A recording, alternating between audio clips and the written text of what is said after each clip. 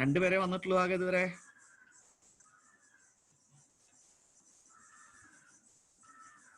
Fahad Shaheen, good morning. Angel Jijo, good morning. Halia, good morning. Sri Lakshmi, Abhijit, okay. Avni Krishna, Niranjana, Amrita, hi Amrita. How are you doing?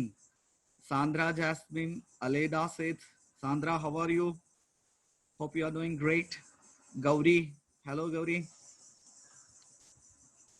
Hi, fine. Kirtana, hello Kirtana, how are you doing? Gauri, hello, hi. Hope you all are safe at home. പടി പുറത്തിറങ്ങേണ്ട കാര്യമില്ല കേട്ടോ, വീട്ടിൽ തന്നെ ഇരുന്നാൽ മതി, പഠിച്ചാൽ മതി. നിങ്ങൾക്ക് പിന്നെ സ്കൂളിൽ എന്താ ക്ലാസ്സസ് ഒക്കെ സ്റ്റാർട്ട് ചെയ്യാണെന്നൊക്കെ പറഞ്ഞു കേട്ടു. അപ്പൊ അതിനനുസരിച്ച് മിക്കവാറും സമയമൊക്കെ നമ്മളുടെ സമയമൊക്കെ മാറ്റും, കൺവീനിയന്റ് ആയിട്ടുള്ള സമയം മാറ്റും. സ്കൂളിലെ ക്ലാസ്സുകൾ അങ്ങനെ മിസ് ചെയ്യേണ്ട കാര്യമൊന്നുമില്ല. അതിനനുസരിച്ച് നമ്മുടെ ടൈം മാറ്റും എന്നാണ് ഞാൻ വിചാരിക്കുന്നത് കേട്ടോ. അപ്പൊ ഇവിടത്തെയും കേൾക്കാം, അവിടത്തെയും കേൾക്കാം. നമ്മൾ കുറച്ചും കൂടി ഇലാബറേറ്റ് ആയിട്ട് പറയുന്നുണ്ട്, ടെക്സ്റ്റ് മാത്രം ഫോക്കസ് ചെയ്യാതെ. സോ അത് നിങ്ങൾക്ക് കുറച്ചും കൂടി ഹെൽപ്പ് ആവും എന്നാണ് ഞാൻ വിചാരിക്കുന്നത്. പക്ഷെ എനിക്ക് ചോദിക്കാനുള്ള കാര്യം അതൊന്നുമല്ല. എത്ര പേര് ടെക്സ്റ്റ് വായിച്ചു, കാര്യങ്ങൾ പഠിച്ചു? ഞാനിങ്ങനെ വെറുതെ എക്സ്പ്ലെയിൻ ചെയ്ത് പോയിട്ട് മാത്രം ഒരു കാര്യമില്ലല്ലോ. നിങ്ങളൊക്കെ പഠിക്കുന്നുണ്ടോ വീട്ടില്? അതോ ഇതൊരു ടൈം പാസിന് വേണ്ടി വന്നിരിക്കുകയാണോ?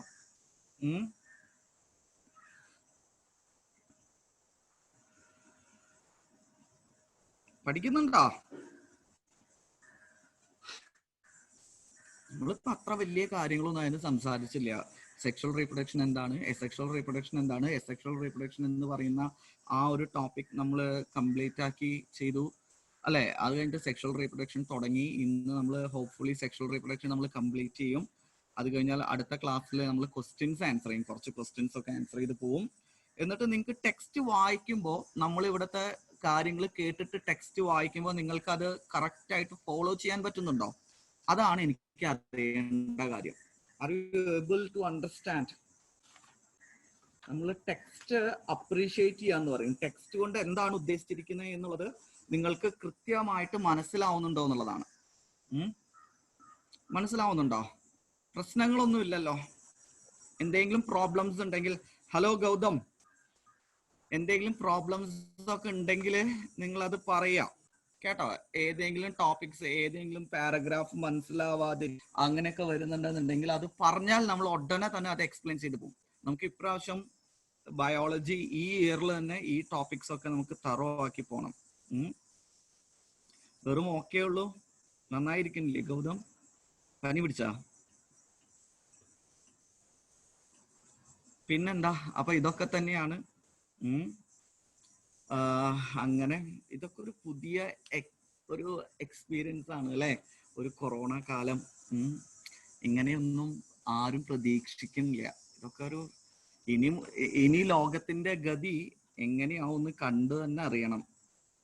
ഏതൊക്കെ രീതിയിലാണ് മനുഷ്യർ അവരുടെ ബിഹേവിയർ മാറ്റാൻ പോകുന്നത് എന്നുള്ളതൊക്കെ. It's very important. ഇതുവരെ നമ്മൾ പഠിച്ച അല്ലെങ്കിൽ നമ്മൾ കണ്ടുവരുന്ന ലൈഫ് സ്റ്റൈലൊന്നും ആവില്ല ഇനി ഇവിടുന്ന് അങ്ങോട്ട്. നിങ്ങൾ കുട്ടികളായതുകൊണ്ട് എളുപ്പം അഡാപ്റ്റ് ചെയ്യാൻ പറ്റും. പക്ഷെ ഒരു എബവ് 30 years ഒക്കെ ആയിട്ടുള്ള ആൾക്കാർ, അവരൊക്കെയാണ് പെടാൻ പോവുക. വയസ്സായവരും കുഴപ്പമില്ല, അവർ പിന്നെയും വീട്ടിലേക്ക് അവരുടെ ആക്ടിവിറ്റീസ് റെസ്ട്രിക്ട് ചെയ്തിട്ടുണ്ടായിരിക്കും. ഓൾറെഡി ഒരു 60 വയസ്സിന്റെ മുകളിലുള്ള ആൾക്കാരൊക്കെ സാധാരണ വീട്ടിലേക്ക് റെസ്ട്രിക്റ്റ് ആയിട്ടുണ്ട്. പക്ഷെ 30 വയസ്സിന്റെ മുകളിലുള്ള ആൾക്കാർ, അവരിപ്പോ പുറത്തേക്ക് ഇറങ്ങുന്ന ജോലിക്ക് വേണ്ടി പോകുന്ന ആൾക്കാർ, പല ടൈപ്പ് ജോലികൾ ചെയ്യുന്ന ആൾക്കാരുണ്ടായിരിക്കും. അവരൊക്കെ എന്ത് ചെയ്യും? ഇപ്പൊ മാനുവലി വർക്ക് ചെയ്യുന്ന ആൾക്കാർ, ഫിസിക്കൽ വർക്ക് ചെയ്യുന്ന ആൾക്കാർ, അവരൊക്കെ എന്ത് ചെയ്യും എന്നുള്ളതാണ്. എല്ലായിടത്തും നമുക്ക് സോഷ്യൽ ഡിസ്റ്റൻസിങ് ഒന്നും പാലിക്കാൻ പറ്റില്ലല്ലോ. സോ ഒരു തറോ കൾച്ചറൽ ചേഞ്ച് ആണ് സംഭവിക്കാൻ പോകുന്നത്. ഒരു സഡൻ ചേഞ്ച് ആണ് ഹ്യൂമൻ കൾച്ചറിന് സംഭവിക്കാൻ പോകുന്നത് എന്നുള്ളതാണ് ഞാൻ മനസ്സിലാക്കുന്നത്. ഒരുപക്ഷെ കൊറോണ വൈറസ് ഇതിനേക്കാൾ അതിനൊരു ചെറിയ മ്യൂട്ടേഷനും കൂടി സംഭവിച്ചു കഴിഞ്ഞിട്ടുണ്ടെങ്കിൽ ഒരു പക്ഷെ ഇതിനേക്കാളും ഡെഡ്ലി ആവാനുള്ള സാധ്യതയുണ്ട് കേട്ടോ. അപ്പൊ നമ്മളായിട്ട് കൊറോണയ്ക്ക് നമ്മളെ പിടിക്കാനുള്ള ഒരു ചാൻസ് കൊടുക്കണ്ട. ആദിത്യലക്ഷ്മി, അങ്ങനെയൊക്കെയാണ് വൈറസുകൾ വർക്ക് ചെയ്യുന്നത്. ഇപ്പൊ കൊറോണയ്ക്ക് നമ്മളെന്നെ ഇങ്ങോട്ട് വന്ന് പിടിക്കാനുള്ള ഒരു ചാൻസ് കൊടുക്കരുത്. എത്രമാത്രം ഹോസ്റ്റ് അതിന് കിട്ടുന്നു അത്രമാത്രം അതിന്റെ ജീനോം ചേഞ്ച് ആയിക്കൊണ്ടിരിക്കും. നിങ്ങൾ വൈറസുകളെ പറ്റി പഠിച്ചതല്ലേ ഫസ്റ്റ് ഇയറിൽ? അപ്പോൾ നമ്മൾ അതിനൊന്നും ചാൻസ് കൊടുക്കാതെ കറക്റ്റ് ആയിട്ട് നമ്മൾ വീട്ടിലിരിക്കുക. ഹോപ്പ്ഫുള്ളി ലക്കിലി ഇന്ത്യയിൽ നിന്ന് തന്നെ അതിനൊരു വാക്സിൻ ഒക്കെ വരട്ടെ. ന്യൂസസ് ഒക്കെ കണ്ടു അങ്ങനെ വാക്സിൻ വരാനുള്ള സാധ്യത ഉണ്ട് എന്നൊക്കെ. Okay, so stay safe. നമുക്ക് ഇങ്ങനെ പോവാം, അഡാപ്റ്റ് ചെയ്ത് പോവാം. ഒരു പുതിയ സ്റ്റഡി കൾച്ചർ ഡെവലപ്പ് ചെയ്യുന്നുണ്ട് ഇന്ത്യയിൽ. ഇതൊരു നല്ല കൾച്ചറായിട്ടാണ് എനിക്ക് തോന്നുന്നത്. എന്താ നിങ്ങളുടെ അഭിപ്രായം? ഇങ്ങനെ വീട്ടിലിരുന്ന് നമ്മളുടെ കൺവീനിയന്റ് സമയത്ത് നമ്മൾ പഠിക്കുക എന്നുള്ളത്. ഒരുപക്ഷെ സിലബസിലൊക്കെ ചെറിയ ചെറിയ ചേഞ്ചസ് വരുത്തേണ്ടി വരും. ബട്ട് സ്റ്റിൽ ഇതൊരു നല്ല കൾച്ചർ. എത്ര പേർക്ക് ഇത് നല്ല കൾച്ചർ ആണെന്ന് തോന്നുന്നുണ്ട്? നമ്മുടെ വീട്ടില് അറ്റ് അവർ കംഫർട്ട് സോണിൽ ഇരുന്നിട്ടാണ് നമ്മൾ പഠിക്കുന്നത്. നമ്മുടെ ബെഡിലായിരിക്കും, നമ്മളുടെ ചെയറിലായിരിക്കും, നമ്മളുടെ കൺവീനിയന്റ് ഡ്രസ്സിലായിരിക്കും. ഓക്കെ, 2 പേര്, ഓക്കെ 3, ഓക്കെ 4, ഓക്കെ ഞാൻ ശരിക്കും കുഴപ്പമില്ല. ഓക്കെ, ശരി, 5 പേര്. എന്നാലും 5 പേര് 5:1, 6:1, 6 പേര്. ഓക്കെ, ഒരാള് കുഴപ്പമില്ല. 6:1. ബാക്കിയുള്ളവർക്കൊന്നും അഭിപ്രായമൊന്നും ഇല്ലേ? നിങ്ങൾക്കൊന്നും യാതൊരു അഭിപ്രായവും ഇല്ലേ? ഇപ്പൊ ഇന്റർനെറ്റ് ഒക്കെ ഈ കാലത്ത് ഫ്രീ അല്ലേ, നമുക്ക് വീഡിയോസ് കാണാം. Sir net haunting. Okay, net problem ഉണ്ടാവും, കുഴപ്പമില്ല. ആരാണ്? ഗൗതമിന് നെറ്റിന് പ്രോബ്ലം ഉണ്ട്. നിന്റെ നെറ്റ് ഏതാടാ? നീ മൊബൈലിലാണോ യൂസ് ചെയ്യുന്നത്, അതോ വയേർഡ് ഇന്റർനെറ്റ് ആണോ, അതോ വൈഫൈ ആണോ? എങ്ങനെയാ യൂസ് ചെയ്യുന്നത്? അതോ നോ. അരവിന്ദ് സുരേഷ് ടു. അരവിന്ദിന്റെ അഭിപ്രായം എന്താ? വേണ്ടാതാണോ അരവിന്ദ്? നെറ്റിന്റെ problem. School is better.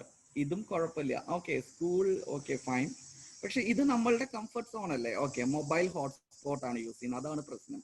Okay okay ഇന്റർനെറ്റിന്റെ പ്രോബ്ലം ഉണ്ടായിരിക്കും. ഇതൊക്കെ ഏതൊരു കാര്യം നമ്മൾ തുടക്കത്തിൽ ചെയ്തു വരുമ്പോൾ അതിൽ 100 പ്രശ്നങ്ങൾ ഉണ്ടായിരിക്കും. നമ്മൾ അതൊക്കെ ട്രബിൾ ഷൂട്ട് ചെയ്ത് അതൊക്കെ റെക്ടിഫൈ ചെയ്ത് അങ്ങനെ നമ്മൾ എന്ത് ചെയ്യും? എസ്റ്റാബ്ലിഷ്ഡ് ആവും. അപ്പൊ പിന്നെ കുഴപ്പമുണ്ടാവില്ല. അപ്പൊ പിന്നെ നിങ്ങൾ പറയും ഓക്കെ അറ്റ് അവർ കൺവീനിയൻസ്. നമ്മളുടെ ഇഷ്ടപ്പെട്ട സമയത്ത് ടീച്ചേഴ്സ് നിങ്ങൾക്ക് പഠിപ്പിക്കാൻ വരുന്നു. അങ്ങനെയൊക്കെ വരുമ്പോൾ ഏർലി മോർണിംഗിൽ വേണമെങ്കിൽ പഠിക്കാം. 7 മണിക്ക് 6 മണിക്കൊക്കെ ക്ലാസ്സസ് സ്റ്റാർട്ട് ചെയ്ത് 10 മണിയാകുമ്പോഴേക്കും അവസാനിപ്പിക്കാം. ബാക്കി എന്തൊക്കെ ക്രിയേറ്റീവ് ആയിട്ട് എന്തൊക്കെ കാര്യങ്ങൾ ചെയ്യാം. മറ്റേത് എന്താണ്? രാവിലെ 10 മണിക്ക് സ്കൂളിൽ എത്തണം എന്നുണ്ടെങ്കിൽ 7 മണി തൊട്ടിട്ട് നമ്മൾ തുടങ്ങണം, ഒരുക്കങ്ങൾ തുടങ്ങണം. തിരിച്ച് വീട്ടിലെത്തുക ഒരു 6 മണിക്കാണ്. അപ്പൊ അത്രയും അവേഴ്സ് നമുക്ക് നഷ്ടമാണ്. But health issues. എന്താ health issues? Eyes, ears. Okay, അതായത് ഇയർഫോൺ യൂസ് ചെയ്യുന്നതും കമ്പ്യൂട്ടറിൽ നോക്കിയിരിക്കുക എന്നുള്ളതാണ്. അതിനൊക്കെ എന്താ പറയുക, ഗാഡ്ജറ്റ്സിൽ ചെറിയ ചെറിയ വ്യത്യാസങ്ങൾ നമ്മൾ വരുത്തേണ്ടി വരും. നമ്മൾ ചിലപ്പോ നമുക്ക് സ്യൂട്ടബിൾ ആയിട്ടുള്ള ലാപ്ടോപ്പോ അല്ലെങ്കിൽ ഡെസ്ക്ടോപ്പോ അല്ലെങ്കിൽ അങ്ങനത്തെ വേറെ ഗാഡ്ജറ്റ്സ് നമ്മൾ യൂസ് ചെയ്യേണ്ടി വരും. ഇങ്ങനത്തെ ചെറിയ ഇഷ്യൂസ് ഉണ്ട്. പക്ഷെ എന്നാലും സ്റ്റിൽ ഐ ഫീൽ ഏതൊക്കെ നമ്മളുടെ എനർജി, നമ്മളിങ്ങനെ ട്രാൻസ്പോർട്ടേഷന് വേണ്ടി യൂസ് ചെയ്യുന്ന മണി, എനർജി, അതൊക്കെ നമുക്ക് ലാഭിക്കാം. സമയം നമുക്ക് ലാഭിക്കാം. നമുക്ക് മൂടുള്ള സമയത്ത് നമുക്ക് പഠിക്കാൻ സഹായിക്കും. അത് കുറച്ച് എന്ത് വേണം, ഓർഗനൈസേഷൻ ഒക്കെ വേണം. എന്നാലും but there are many positive things than the negatives. അതാണ് ഞാൻ പോയിന്റ് ചെയ്യുന്നത്. എനിഹോ നിങ്ങൾക്ക് നിങ്ങളുടേതായിട്ടുള്ള താല്പര്യങ്ങളും നിങ്ങളുടേതായിട്ടുള്ള അഭിപ്രായങ്ങളും ഒക്കെ വെച്ച് മുന്നോട്ട് പോകാൻ പൂർണ്ണ സ്വാതന്ത്ര്യം ഉണ്ട്. Whatever you likes you can do it. Okay fine. Anyhow we are coming back to our topic. Okay, നമ്മളുടെ ടോപ്പിക്കിലേക്കാണ് നമ്മൾ വരുന്നത്. നമ്മൾ കഴിഞ്ഞ ക്ലാസ്സിൽ എന്താ പറഞ്ഞത്? Evolution of sex. അത് ഓഫ് കോഴ്സ് എന്തല്ല, നമ്മളുടെ സിലബസിന്റെ പാർട്ട് അല്ല. പക്ഷെ എന്നാലും ഞാൻ അത് എങ്ങനെയാണ് വന്നിട്ടുണ്ടാവുക എന്നുള്ളതിന്റെ ഒരു സാമാന്യമായിട്ടുള്ള ഐഡിയ മാത്രം പറഞ്ഞതാണ് കേട്ടോ, അല്ലാതെ വേറൊന്നുമല്ല. എന്താ അത് മൂവ് ചെയ്യാത്ത? ഓക്കെ, നമ്മള് സെക്ഷൽ റീപ്രൊഡക്ഷന്റെ ക്യാരക്ടറിസ്റ്റിക്സ് പറഞ്ഞില്ലേ? That is important. അത് ഇമ്പോർട്ടന്റ് ആണ്. ഈ ക്യാരക്ടറിസ്റ്റിക്സ് ഞാൻ പറഞ്ഞോ? സെക്ഷൽ റീപ്രൊഡക്ഷന്റെ ക്യാരക്ടറിസ്റ്റിക്സ് പറഞ്ഞെങ്കിൽ ഒന്ന് യെസ് പറഞ്ഞ എല്ലാവരും. എനിക്ക് ഓർമ്മയില്ല. ഓക്കെ, യെസ്, എല്ലാ ക്യാരക്ടറിസ്റ്റിക്സും നമ്മൾ പറഞ്ഞതാണ് അല്ലെ? So can I move to the next? പക്ഷെ ഏത് കാര്യത്തിൽ നമ്മൾ ആലോചിക്കേണ്ടത് reproduction, whether it is asexual reproduction, whether it is sexual reproduction, it is just a phase of our life span. നമ്മളുടെ ലൈഫ് സ്പാനിന്റെ ഒരു ഫേസ് മാത്രമാണ്. വേറെ കുറെ ഫേസുകൾ ഉണ്ടായിരുന്നു അല്ലെ? വേറെ കുറെ ഫേസുകൾ ഉണ്ടായിരുന്നു. കുറെ എന്ന് പറയാനില്ല, 2 എണ്ണം ഉണ്ടായിരുന്നു. ഏതൊക്കെയാണ്? ഒന്ന് ജുവനൈൽ ഫേസും ഒന്ന് റീപ്രൊഡക്ഷൻ കഴിഞ്ഞു വരുന്ന പോസ്റ്റ് റീപ്രൊഡക്ടറി ഫേസ് അല്ലെങ്കിൽ സെനിസൻസ് അല്ലെങ്കിൽ ഏജിങ് ഫേസ് എന്ന് വേണമെങ്കിൽ നമുക്ക് പറയാം. അങ്ങനെ 2 ഫേസ് വേറെ കൂടി ഉണ്ടായിരുന്നു. എന്നിട്ട് നമ്മൾ പറഞ്ഞ അവസാനിപ്പിച്ചത്. Irrespective of the morphology, the physiology and the gross anatomy, the reproduction follows similar kind of events, അല്ലെങ്കിൽ a sequential event എന്ന് പറയുന്നത് it is almost similar irrespective of the organism's organization. Organism ഏത് വേണമെങ്കിലും ആയിക്കോട്ടെ, അതൊരു ലോവർ ഓർഗാനിസം ആയിട്ടുള്ള എന്താ പറയുന്നത് ബ്രയോഫൈറ്റ് ആയിക്കോട്ടെ, അതല്ലെങ്കിൽ ഒരു എർത്ത് വേം ആയിക്കോട്ടെ, ഒരു ഹയർ ഓർഗാനിസം ആയിട്ടുള്ള ബ്ലൂ വെയിൽ ആയിക്കോട്ടെ, അല്ലെങ്കിൽ ഒരു ഹ്യൂമൻ ബീയിങ് ആയിക്കോട്ടെ, ഒരു ഫ്രോഗ് ആയിക്കോട്ടെ, ഏത് വേണമെങ്കിലും ആയിക്കോട്ടെ, if the organism is carrying out sexual reproduction, sexual mode of reproduction, chat window okay, sexual mode of reproduction, the events in the sexual reproduction is more or less similar. അതാണ് നമ്മൾ കഴിഞ്ഞ ക്ലാസ്സിൽ നമ്മൾ പറഞ്ഞു. എന്നിട്ട് അതിൽ ഏതൊക്കെയാന്ന് പറഞ്ഞു ഒന്നും കൂടി. അറ്റൈനിങ് സെക്ഷൽ മെച്യൂരിറ്റി എത്തിയാൽ മാത്രമാണ് സെക്ഷൽ റീപ്രൊഡക്ഷൻ നടത്താൻ പറ്റുള്ളൂ. പിന്നെ formation of gametogenesis, fertilisation and syngamy, fertilisation or syngamy, and syngamy അല്ല or syngamy, formation of the zygote, formation of the embryogenesis, development of the എന്താ പറയുക ഇൻഡിവിജ്വൽസ്. ഇതിൽ മെച്യൂരിറ്റിക്ക് ശേഷം വരുന്ന എല്ലാത്തിനെയും ചേർത്ത് നമ്മൾ പറയും ഇവന്റ്സ് ഓഫ് സെക്ഷൽ റീപ്രൊഡക്ഷൻ. ഇതും ഞാൻ കഴിഞ്ഞ ക്ലാസ്സിൽ പറഞ്ഞതാണ് കേട്ടോ. അപ്പൊ ഞാൻ ജസ്റ്റ് ജുവനൈൽ ഫേസും അതുപോലെ വെജിറ്റേറ്റീവ് ഫേസും ഇത് രണ്ടും എന്താന്ന് പറഞ്ഞു. ജുവനൈൽ ഫേസ് എന്ന് പറയുന്നത് ഗ്രോത്ത് ഫേസ് ആണ്, അത് ആനിമൽസിൽ വരുന്നതാണ്. വെജിറ്റേറ്റീവ് ഫേസ് എന്ന് പറയുന്നത് പ്ലാന്റ്സിൽ വരുന്നതാണ് എന്ന് ഞാൻ നിങ്ങളെ ജസ്റ്റ് ഓർമ്മിച്ചിട്ട് നെക്സ്റ്റ് ഇതിലേക്ക് പോവാണ്. ഇത് ഞാൻ കഴിഞ്ഞ ക്ലാസ്സിൽ പറഞ്ഞതാണ്, എനിക്ക് ഓർമ്മയുണ്ട്. ഞാൻ ജസ്റ്റ് ആ സ്ലൈഡ് ഇപ്രാവശ്യം ഒന്ന് മോഡിഫൈ ചെയ്തിട്ടുണ്ട്. കഴിഞ്ഞ ക്ലാസ്സിൽ ഞാൻ പറഞ്ഞിട്ടുണ്ടായിരുന്നത് ഇപ്പോ ഒരു ഓർഗാനിസം ജുവനൈൽ ഫേസ് കഴിഞ്ഞിട്ട് അത് റീപ്രൊഡക്റ്റീവ് ഫേസിലേക്ക് വരികയാണ് അല്ലെ.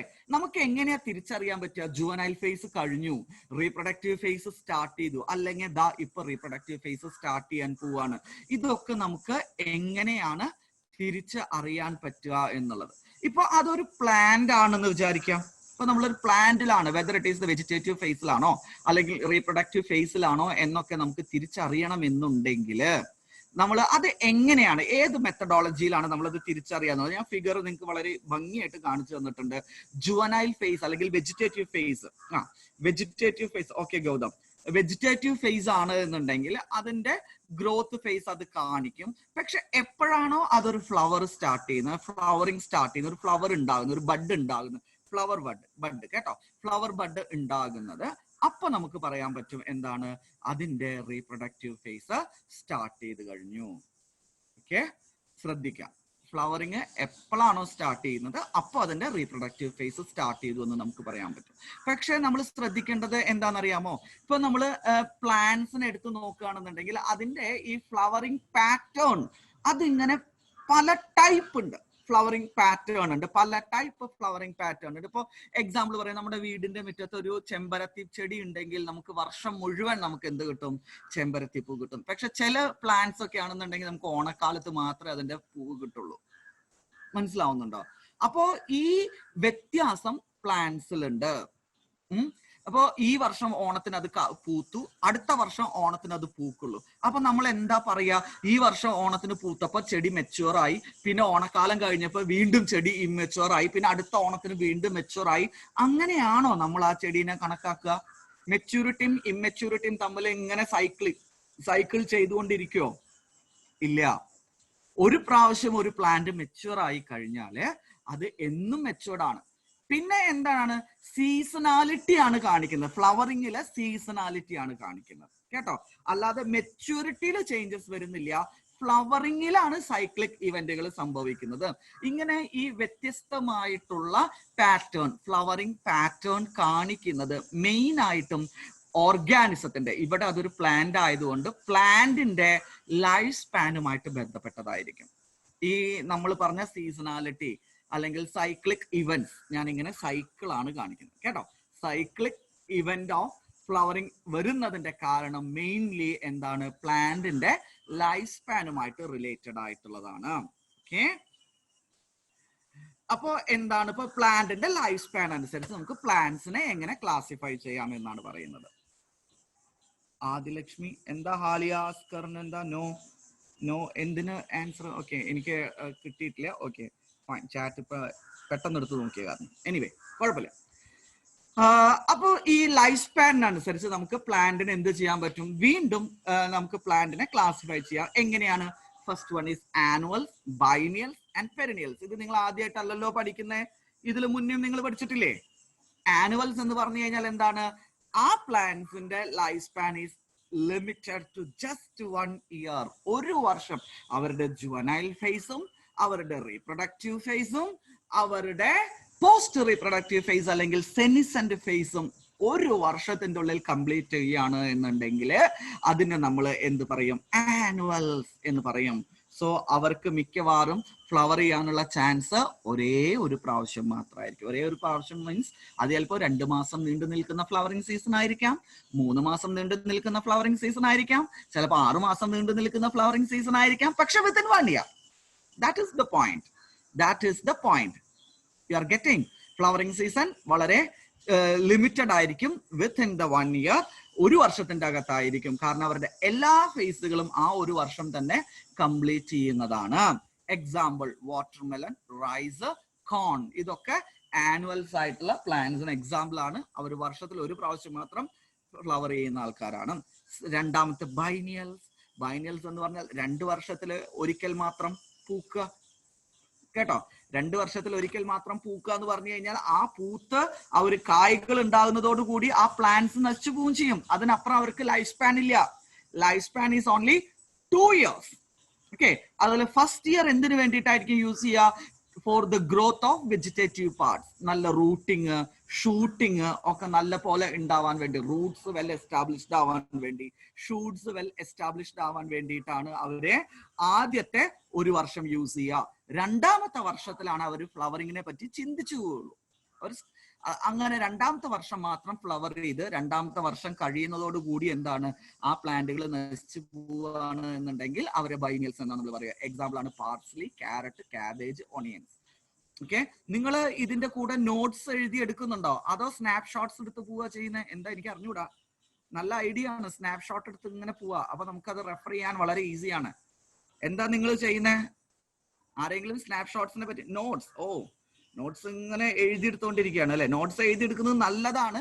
കാരണം നമ്മൾ തന്നെ കോൺസെൻട്രേഷൻ ചെയ്ത് എഴുതിയെടുക്കുന്നതല്ലേ, കോൺസെൻട്രേറ്റ് ചെയ്ത് എഴുതിയെടുക്കുന്ന ആയതുകൊണ്ട് നമുക്കത് കുഴപ്പമില്ല. നോട്ട്സ് നിങ്ങൾ എഴുതിയെടുത്തോളൂ, കുഴപ്പമില്ല. അല്ലെങ്കിൽ മടിയന്മാര് കുഴിമടിയം കണ്ട ആയിഷ സനം കുഴിമടിയാണ്. ചിലപ്പോ സ്ക്രീൻഷോട്ട്. ഓക്കെ, ഫൈൻ, കുഴപ്പമില്ല. ഞാൻ ജസ്റ്റ് ഒരു ഐഡിയ പറഞ്ഞു എന്ന് മാത്രം. നിങ്ങൾക്ക് ഇഷ്ടമുള്ളത് നിങ്ങൾക്ക് ചെയ്യാം. 2 ഓക്കെ, ഗൗതം, ഫൈൻ. ഓക്കെ, അപ്പൊ ഇതാണ് നമ്മൾ അതിന് ചെയ്യുന്നത്. പാർസ്ലി, ക്യാരറ്റ്, കാബേജ് ഒക്കെ ബൈനിയൽസ് ആണ്. Next perennials. Perennials their life span is of course greater than 2 years. അവരാണ് കൂടുതലായിട്ട് സീസണൽ ഫ്ലവറിങ് കാണിക്കുക. മറ്റുള്ളവർക്ക് സീസണൽ ഫ്ലവറിങ് കാണിക്കേണ്ട ഒരു കാര്യമില്ല. അവരും ചിലപ്പോ ഒരു പർട്ടിക്കുലർ ഒരു വർഷം എന്ന് പറഞ്ഞാൽ അതിൽ 2-3 സീസൺസ് ഉണ്ടായിരിക്കും. ഇപ്പൊ നമ്മുടെ നാട്ടിലൊന്നും സീസൺസ് ഒന്നും അത്ര പ്രോമിനന്റ് അല്ല. ഇപ്പൊ കേരളത്തിലൊക്കെ സീസൺസ്, വിന്റർ എവിടെ? നമുക്ക് വലിയൊരു വിന്റർ ഒക്കെ ഉണ്ടോ? ഇല്ല. നമുക്ക് അങ്ങനെ വലിയൊരു വിന്ററോ വലിയൊരു സമ്മർ ഒന്നും ഇല്ല. ഉണ്ട്, ഇല്ലായകയല്ല. പക്ഷെ ടെമ്പറേറ്റ് കൺട്രീസിലെ പോലെ ഒന്നും നമുക്ക് അത്ര സ്റ്റാർക്ക് ഡിഫറൻഷിയേഷൻ ഒന്നും ഇല്ല. എക്സ്ട്രീം വിന്റർ കണ്ടീഷൻസിലേക്കൊന്നും നമ്മൾ പോവാറില്ല. അപ്പോൾ seasonality is not prominent in our Kerala. കേരളത്തിലെ കാര്യം മാത്രം നമ്മൾ എടുക്കുകയാണെന്നുണ്ടെങ്കിൽ കേട്ടോ. അപ്പൊ അത് അത്ര പ്രോമിനന്റ് അല്ല കേരളത്തിലെ. അതുകൊണ്ട് തന്നെ സീസണൽ എന്ന് പറയുന്നത് നമുക്ക് വലിയ കാര്യമില്ല. പക്ഷെ എന്നാലും നമ്മുടെ നാട്ടിൽ സീസണൽ ഫ്ലവറിംഗ് ഒക്കെ നടക്കുന്നുണ്ട്. നിങ്ങൾ കണിക്കൊന്നയുടെ കേസ് ഒന്ന് ആലോചിച്ച് നോക്കി വെക്കുക. ഇപ്പോഴത്തെ സീസൺ കണിക്കൊന്ന പൂത്ത കാലാണ് അല്ലെ? പൂത്ത് കഴിയാറായി. മാംഗോ, അതുപോലെ ജാക്ക് ഫ്രൂട്ട്, നമ്മുടെ ടൊമാറ്റോ, ബനാന, ഇതൊക്കെ എന്താണ്? ബനാനയ്ക്ക് ഞാൻ പെരിനിയലിന് എക്സാമ്പിൾ കൊടുത്തിട്ടുള്ളതാണ് കേട്ടോ. ബനാന എന്ന് പറയുന്നത് അത് സീസണൽ ഫ്ലവറിംഗ് ആണെന്ന് എനിക്ക് തോന്നുന്നില്ല, പക്ഷെ അത് പെരിനിയലാണ്. ഫൈൻ. അപ്പൊ ഇതെല്ലാം അവർ ഫ്ലവർ സീസണലി ആണ്. ഒരു പ്രത്യേക കാലഘട്ടത്തിൽ അവരെ ചെയ്യണം. മാംഗോ നമുക്കറിയാം ഈ സമ്മറിലാണ് നമുക്കത് കൂടുതലായിട്ട് ഉണ്ടാവുന്നത്. അതുപോലെ ബനാന ആണെങ്കിലും അത് ഒരു പ്രത്യേക ഓണക്കാലത്തിലാണ് നേന്ത്രവാഴയൊക്കെ നമുക്ക് സാധാരണ കിട്ടാറ്. പക്ഷെ കാലം മാറ്റി വെച്ചാൽ അല്ലാത്ത സമയത്തും കിട്ടും എന്നുള്ളതാണ്. Okay, fine. എനിഹൗ നമ്മൾ we are moving to the next. അപ്പൊ അത് മനസ്സിലായല്ലോ. ഏത്? Classification based on the life span. Okay. അപ്പോ ഇനി പ്ലാന്റ്സിനെ തന്നെ നമുക്ക് വേറെ രീതിയിൽ ക്ലാസിഫൈ ചെയ്യാൻ പറ്റും. അതിന് മോണോകാർപ്പിക് പ്ലാന്റ്സ് എന്നും പോളികാർപ്പിക് പ്ലാന്റ്സ് എന്നും പറഞ്ഞിട്ട് നമുക്ക് 2 രീതിയിൽ ക്ലാസിഫൈ ചെയ്യും. ദാറ്റ് മീൻസ് എന്താണ്? പ്ലാന്റ്സ് അവരുടെ ലൈഫ് സ്പാനിൽ അത് ആനുവൽ ആയിക്കോട്ടെ, ബൈനിയൽ ആയിക്കോട്ടെ, പെരിനിയൽ ആയിക്കോട്ടെ, ഏത് വേണമെങ്കിലും ആയിക്കോട്ടെ, ഒരൊറ്റ പ്രാവശ്യം മാത്രമേ പൂക്കൂ എന്നുള്ളത്. അപ്പൊ നമ്മൾ നേരത്തെ എന്താ പറഞ്ഞത്? പെരിനിയൽ പ്ലാന്റ്സ് ആണെന്നുണ്ടെങ്കിൽ അവർ സീസണാലിറ്റി കാണിക്കും. അതായത് ഓരോ സീസൺ മാറി മാറി വരുന്നതിനനുസരിച്ച് അവർ പൂത്തുകൊണ്ടേയിരിക്കും എന്ന് നമ്മൾ പറഞ്ഞു. ഇപ്പൊ നമ്മൾ പറയാണ് ഏത് ലൈഫ് സ്പാനിൽ പെട്ട പ്ലാന്റ് വേണമെങ്കിൽ ആയിക്കോട്ടെ, whether it is N annual, whether it is A biennial, whether it is A perennial, എന്ത് വേണമെങ്കിലും ആയിക്കോട്ടെ, അത് ഒറ്റ പ്രാവശ്യം മാത്രമേ പൂക്കൂ എന്നുള്ളതാണ് എന്നുണ്ടെങ്കിൽ, whether it is flower, it will flower only for a single time. Single flowering event മാത്രം ഉള്ള പ്ലാന്റ്സിന് നമ്മൾ പറയുന്നതാണ് മോണോകാർപ്പിക് പ്ലാന്റ്സ്. അതിന് വളരെ നല്ലൊരു എക്സാമ്പിൾ ആണ് ബാംബു. നമ്മളുടെ മുള അതൊരു ഗ്രാസ് ആണ് അല്ലെ, നമുക്കറിയാം. പക്ഷെ അതൊരു പെരിനിയൽ ആണ്. റൈസിനെ പോലെയല്ല. റൈസ് എന്താണ്? ആനുവൽ ആണ്. പക്ഷെ bamboo is also grass, but it is A perennial. പക്ഷെ ആ ബാംബു ലൈഫ് ടൈമിൽ ഒരേ ഒരു പ്രാവശ്യം മാത്രമേ അത് പൂക്കുള്ളൂ.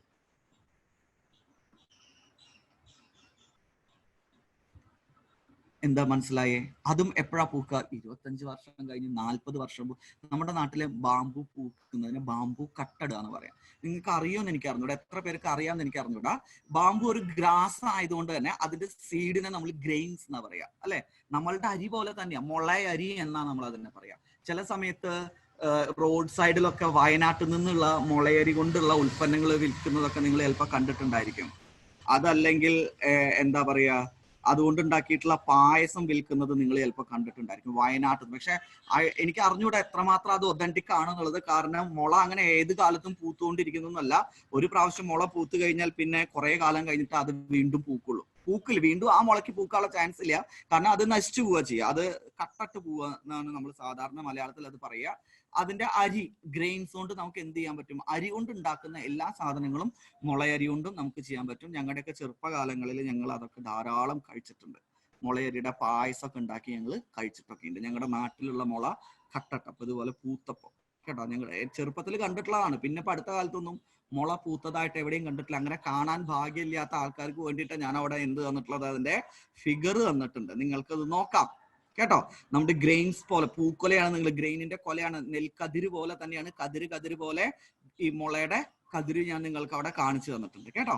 അത് ബംഗാൾ ബാംബുവിന്റെ ആണ്. അത് 25 to 40 ഇയേഴ്സിന്റെ ഉള്ളിലാണ് അത് പൂക്കുക കേട്ടോ. അപ്പൊ അതാണ് ലൈഫ് ടൈമിൽ ഒരു പ്രാവശ്യം മാത്രം പൂക്കുന്നതാണ് മോണോകാർപ്പിക്. കാർപ്പൽ എന്ന വാക്ക് ഫീമെയിൽ റീപ്രൊഡക്റ്റീവ് പാർട്ടുമായിട്ട് ബന്ധപ്പെട്ടതാണ്, ഫ്ലവേഴ്സിന്റെ കേട്ടോ. അപ്പൊ മോണോകാർപ്പിക് ഒരു പ്രാവശ്യം മാത്രം റീപ്രൊഡക്റ്റീവ് കപ്പാസിറ്റി ഉള്ളവരേനെ. പോളികാർപ്പിക് ഓഫ് കോഴ്സ് എന്താണ്? പലവട്ടം. അത് ജനറൽ നോർമൽ പെരിനിയൽസ് എല്ലാം അങ്ങനെ സീസണൽ കാണിക്കുമെന്ന് ഞാൻ പറഞ്ഞു. മാംഗോ അതുപോലെ എന്താ പറയാ, സീസണൽ ആയിട്ട് കാണിക്കുന്ന മാംഗോ. അതുപോലെ ത്രൂ ഔട്ട് ദ ഇയർ നമ്മുടെ ചൈന റോസ് അല്ലെങ്കിൽ ഹിബിസ്കസ് റോസ സൈനൻസിസ് എന്ന് പറയുന്ന ചൈന റോസ്, അതെന്താണ്? ത്രൂ ഔട്ട് ദ ഇയർ ആയിട്ട് കാണിക്കും. രണ്ട് രീതിയിൽ പലവട്ടം, പലവട്ടം പൂക്കാണ്. അത് കണ്ടിന്യൂസ് ആയിട്ട് പൂക്കുകയും ചെയ്യാം, അല്ലെങ്കിൽ seasonally, just like in the case of mango, mangifera indica കേട്ടോ. അതെന്താണെങ്കിലും പോളികാർപ്പിക് ആണ്. അപ്പൊ മനസ്സിലായല്ലോ പ്ലാന്റിന്റെ ലൈഫ് സ്പാനുമായി ബന്ധപ്പെട്ടത്, ലൈഫ് സ്പാനിൽ എത്ര പ്രാവശ്യം പൂക്കും എന്നുള്ളത്. ഇത്രയും നമ്മൾ പറഞ്ഞത് കേട്ടോ. ആനുവൽ, ബൈനിയൽ, പെരിനിയൽ, അത് കഴിഞ്ഞാൽ മോണോകാർപ്പിക്, പോളികാർപ്പിക്. ഇത് നമ്മൾ അതിന്റെ റീപ്രൊഡക്ഷനുമായിട്ട് ബന്ധപ്പെട്ടതായതുകൊണ്ട് ഫ്ലവേഴ്സിന്റെ നമ്മൾ കുറച്ചൊന്ന് എക്സ്ട്രാ പറഞ്ഞു എന്ന് മാത്രമേ ഉള്ളൂ. ബട്ട് സർട്ടൻ അതർ പ്ലാന്റ്സ് എങ്ങനെയാണ്?